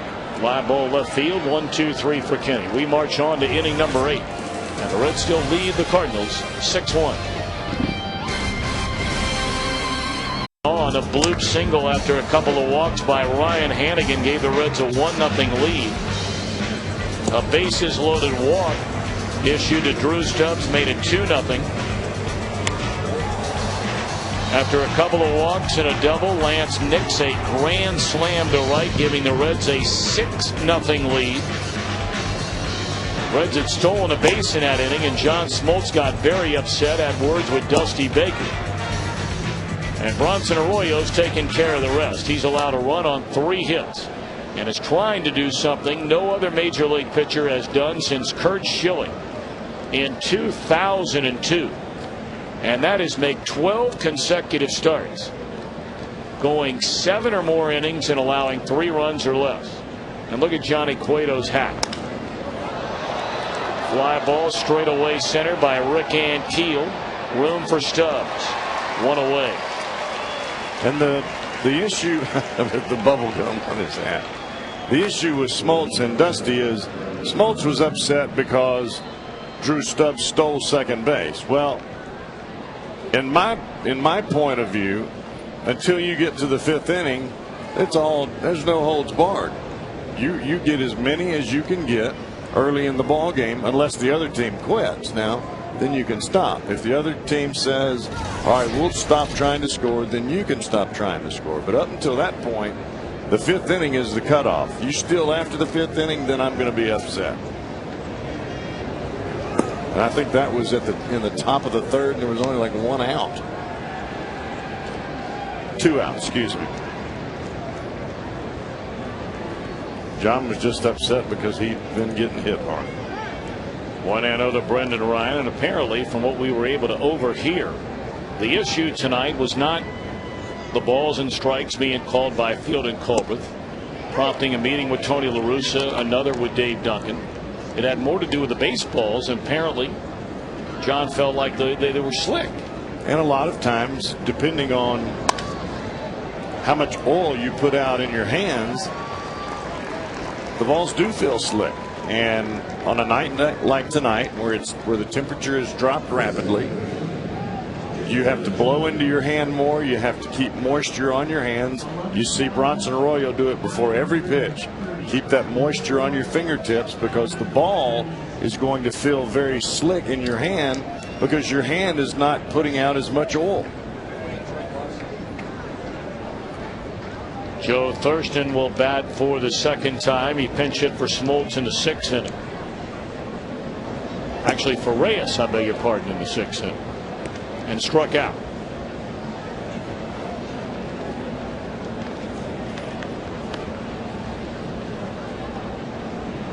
One out, one on. We're in the 8th inning.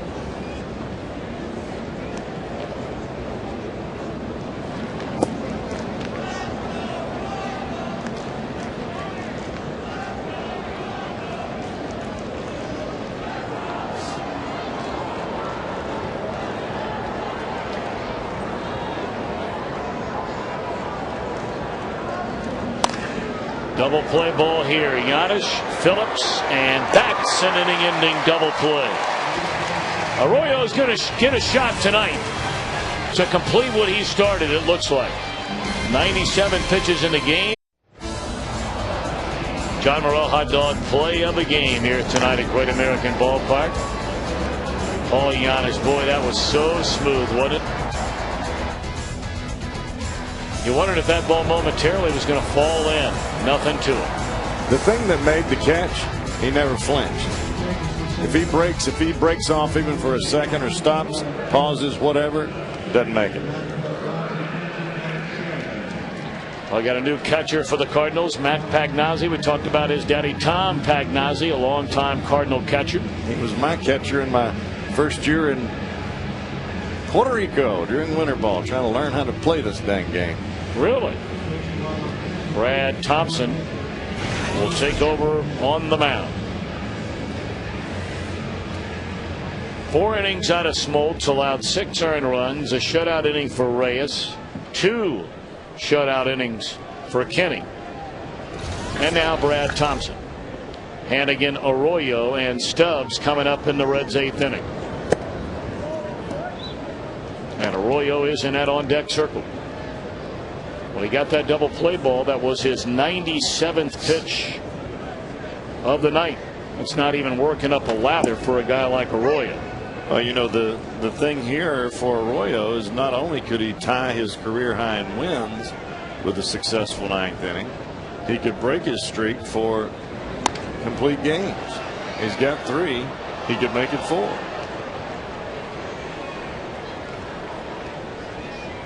We talked about Arroyo and how durable he has been and how quality he has been this year. You know, we documented very early in the year on how oftentimes, you know, luck is so much of a factor for a starting pitcher. Well, we talked about Arroyo 2 years ago when, by all accounts, most people would tell you Arroyo did not have a good year. Talking about 2007. That was the year Arroyo went 9-15. His ERA was 4.23. The next year he was 15-11, and his ERA 4.77. He threw more innings in 07 than he did 08. He allowed, as that one is caught in front of the screen by Pagnazzi,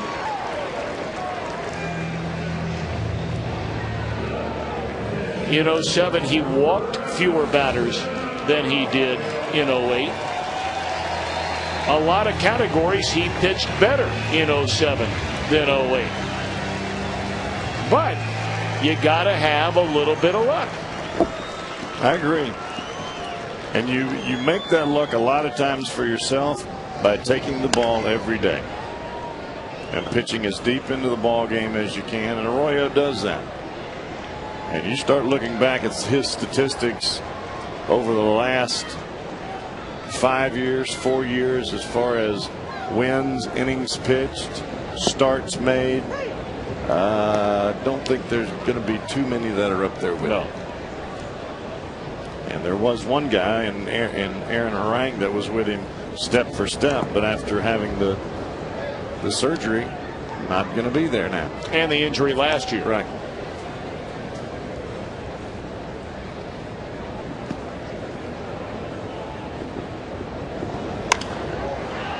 Fly ball short right. Ludwig is there, and they're 2 away in the bottom of the 8th inning. Well, when you're in the ballpark, don't forget to try Mighty Bites, a favorite of Junior Reds fans. They're all white meat chicken, fully cooked, stuffed with 4 great tasting fillings. Mighty Bites, available in the concession stand near section 416, and a proud sponsor of the Reds Heads Kids Club. You ever had Mighty Bites? I have not.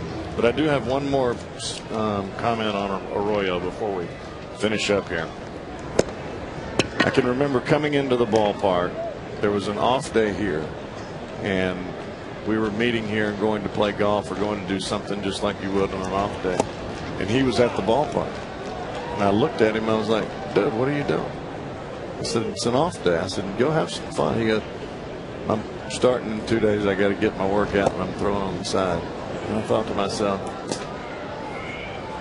now you know why he does what he does. Because he doesn't want people to see what he's doing other than just do what he's doing on the field. Bang, bang play, and again Stubbs beats it out. I got to tell you, you brought it up earlier, Jeff. I don't know if the Reds have ever had a faster player than this guy. Am I going out on a limb there? No, because I played with Deion Sanders, and I played against Bo Jackson in high school. I know they can both run. But I'm telling you this right now, this kid gets out of the box from the right side faster than anybody I've ever seen.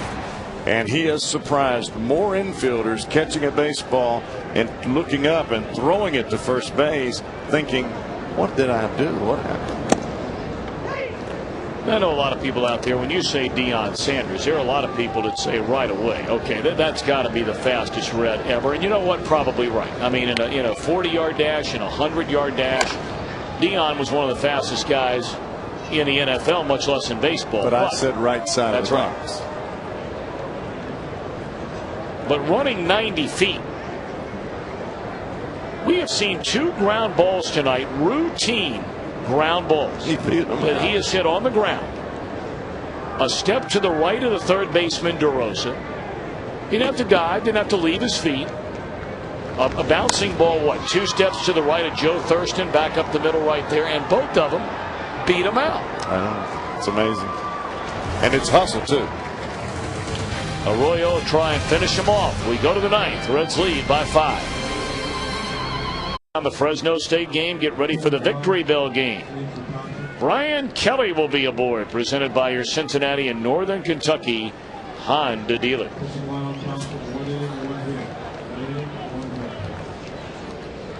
A full slate coming your way tomorrow here on Fox Sports Ohio. We'll have the Reds and the Cardinals at 12:30. Bearcat Sports Weekly at 6. High school football and the pregame show beginning at 6:30. And then Lakota East and Oak Hills at 7. Big day, big night. And Bronson Arroyo gunning for his 4th complete game of the year.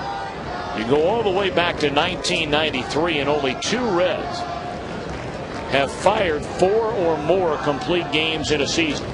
Tim Belcher did it in 1993, and Aaron Harang had 6 of them in 2006.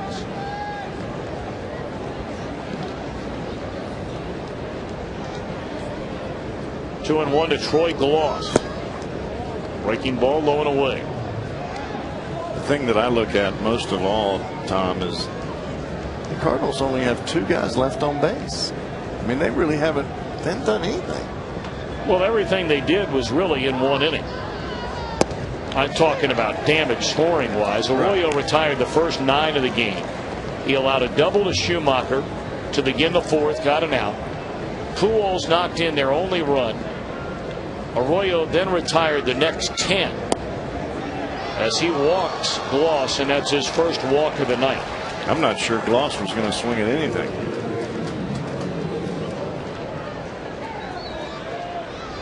Now they'll pinch run for him.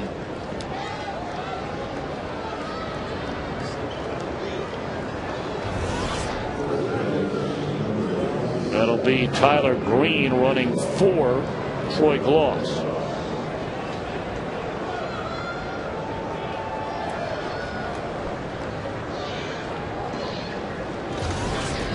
Now Mark DeRosa.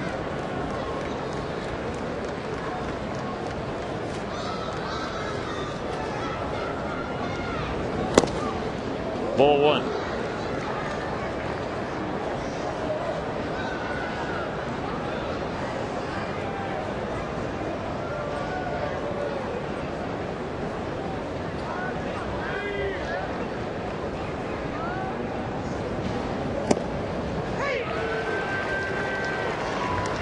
Do the Reds have Cordero up? I can't tell from down here.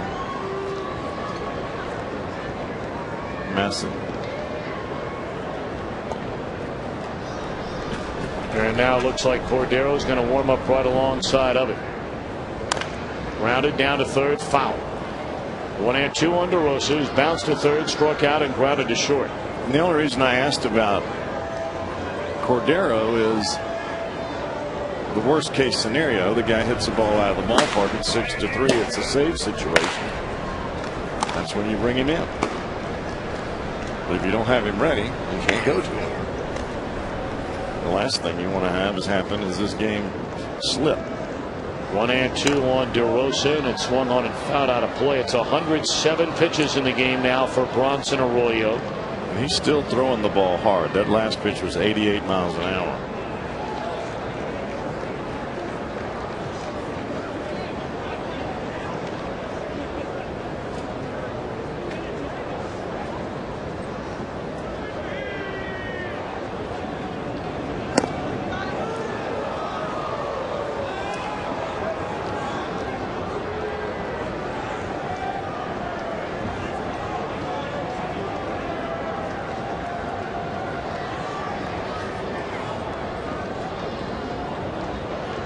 Two on DeRosa after a leadoff walk a moment ago to Gloss. Grounded foul. Cardinals are not going to make it easy for him. Well, I still believe the 5th and the 9th are the two toughest innings for the pitcher to pitch, regardless of what happens in the other innings. You're going to get a win if your team's leading after 5 and you can finish the inning. You get a complete game, or you get a save if you pitch the 9th.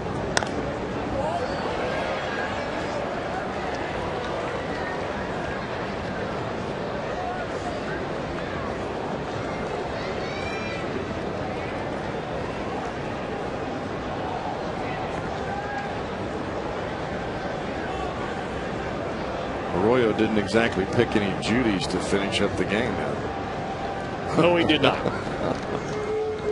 Top of the order for the Cardinals to begin this 9th inning. 2-2 to DeRosa. Should be out number 1. Bruce is there, and it is.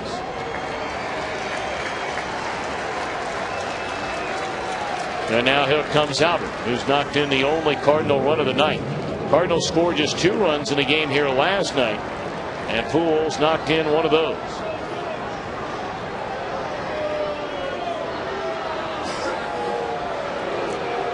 Arroyo's thrown 111 pitches. Crowd not all that thrilled to see Dusty come out to the mound and visit with Arroyo. Hey, Dusty wants to make sure he's all right.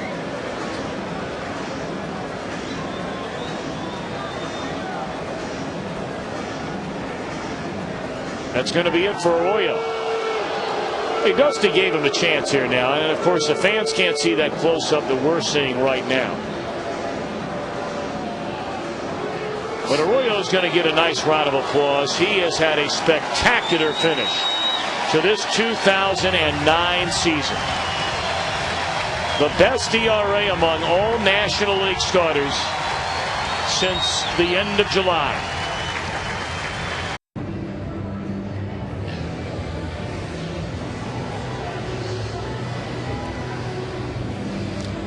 Another lights-out performance by Bronson Arroyo. 1 run in 8 1/3 innings. Crowd was all over Dusty, but the bottom line is, Jeff Bramley, I know you like the decision made by the Reds manager. Well, I think it's a good decision all the way around. I think Bronson was tired. I think he made that known without just all out saying, "Hey, I'm tired."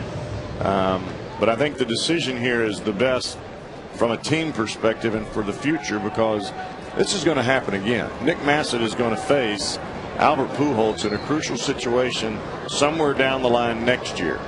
And I think you want to have Nick Massett face Pujols here in a situation where it really doesn't matter. And let him be comfortable, let him go after him, let the lines loose right here a little bit. Pulled the string on him on the first pitch, strike one.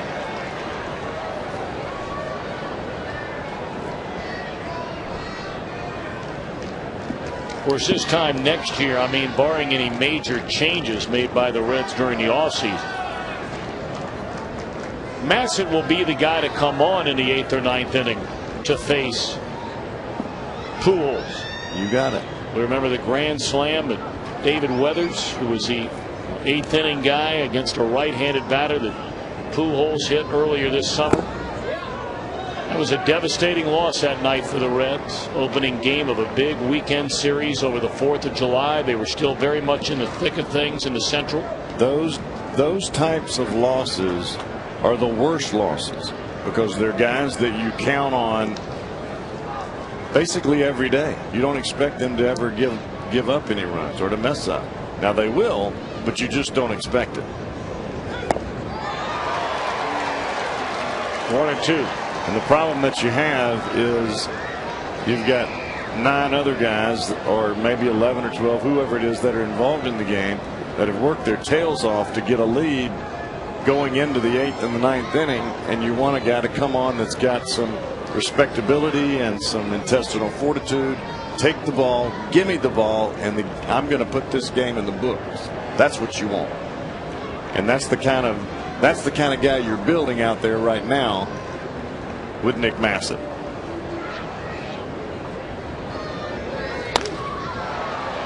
Boy, how about that piece of hitting right there?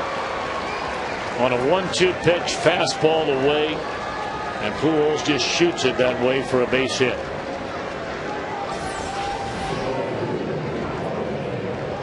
Ball is up, not even close to the plate as far as a strike, but Pujols is looking away, and all he does is just slap it out that way. He's in 2-strike mode, and he's just trying to make contact.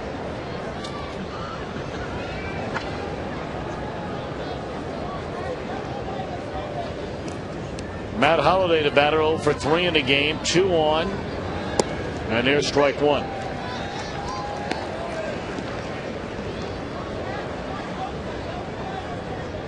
Now, if you're Nick Massett, you go into double play mode.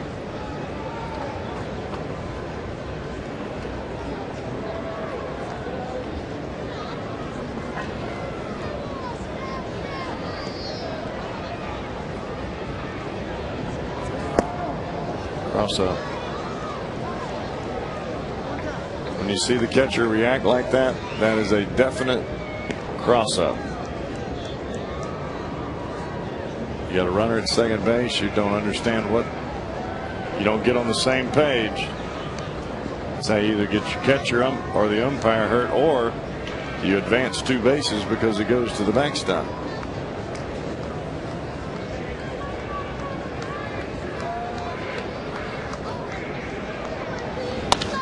Double play ball here may put it to bed, and it does. Nope. Very lazily turned there, quite frankly, by the Reds. A lot of style and not enough execution. Brandon Phillips should have turned that a lot faster than what he did. He just came across the bag and just kind of lazily just lifted it over there, and ball game should be over.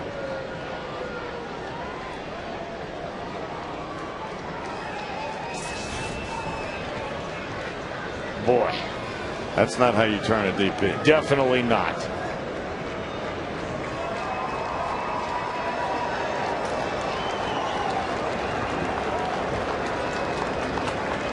You know, as much as you love Brandon Phillips, and we love the guy, we're not going to sit here and beat him up. Reds are playing good ball. They got a 5-run lead. Right. But it's things like that that get him in trouble with his manager on a semi-regular basis. You're right.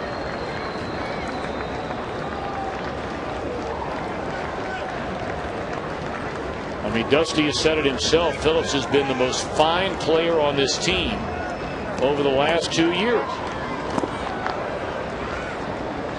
Only every now and again will he not run out of ball. He's very much one of the faces of the franchise. You just love him as a kid. I mean, love him. But things like that have to change for this team to go to the next level. You have got to be able to turn that double play, and this game is over. And it's not that he can't turn it, it's just expectation.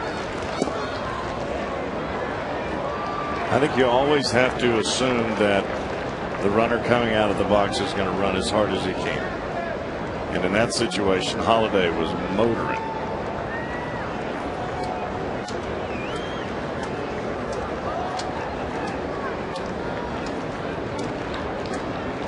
Two and over on Colby Rasmus. 2 on and 2 out. There's a strike.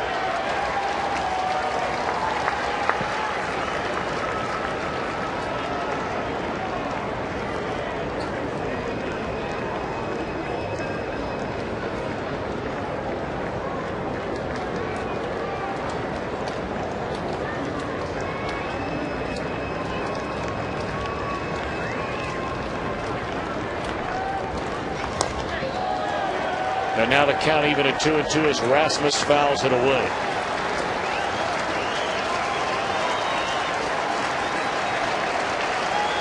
So now the crowd, those that have stayed on this chilly night in Cincinnati, will rise as one. The expectation of celebrating yet another Reds win. It would be their 25th win in their last 36 games. That is doing it. 2-2 pitch.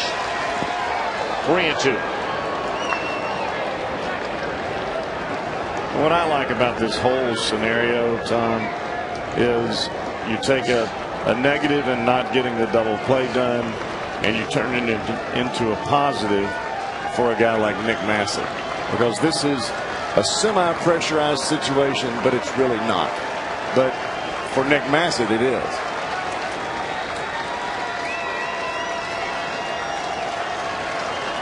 Because the crowd is up, crowd is on their feet, just like they would be if it was a 1-run lead.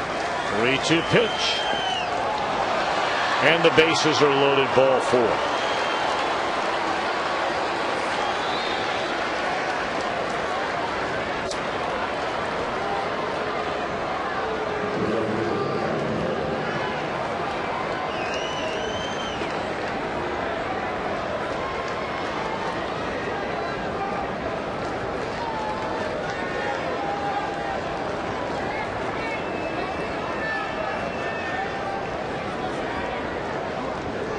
Well, I think if you take 3 fastballs and you throw them as hard as you can, about belt high or a little higher, I don't know that Ludwig can catch up with him. 0-1 on Ryan Ludwig. This half inning started about 20 minutes ago with Bronson Arroyo taking the mound, gunning for a complete game win. He walked pinch hitter Troy Gloss, recorded an out. Dusty Baker made the pitching change. Massett gave up a single to Pujols, and then what should have been an inning-ending double play wasn't turned. A walk followed to Rasmus, and they're loaded for Ludwig. Cardinals cannot hit a 5-run home run. And I think this is a good situation for Nick Massett. It's not a good situation for the fact that you didn't turn the double play, but it's a great situation for Massett. This is a big-time learning situation.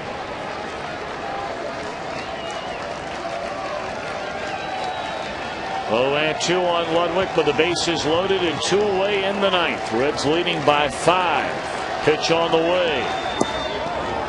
Outside, 1 ball, 2 strikes.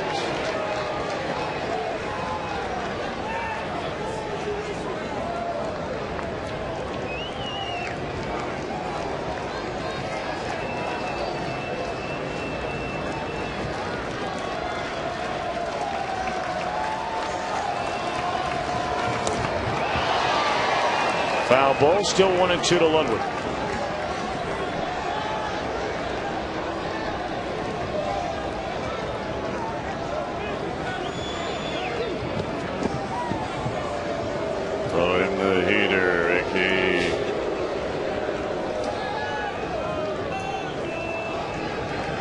So you want to see the gas right here? I want to see the gas. I want to see it about chest high, and the big fist pump by the big right-hander Nick Messick.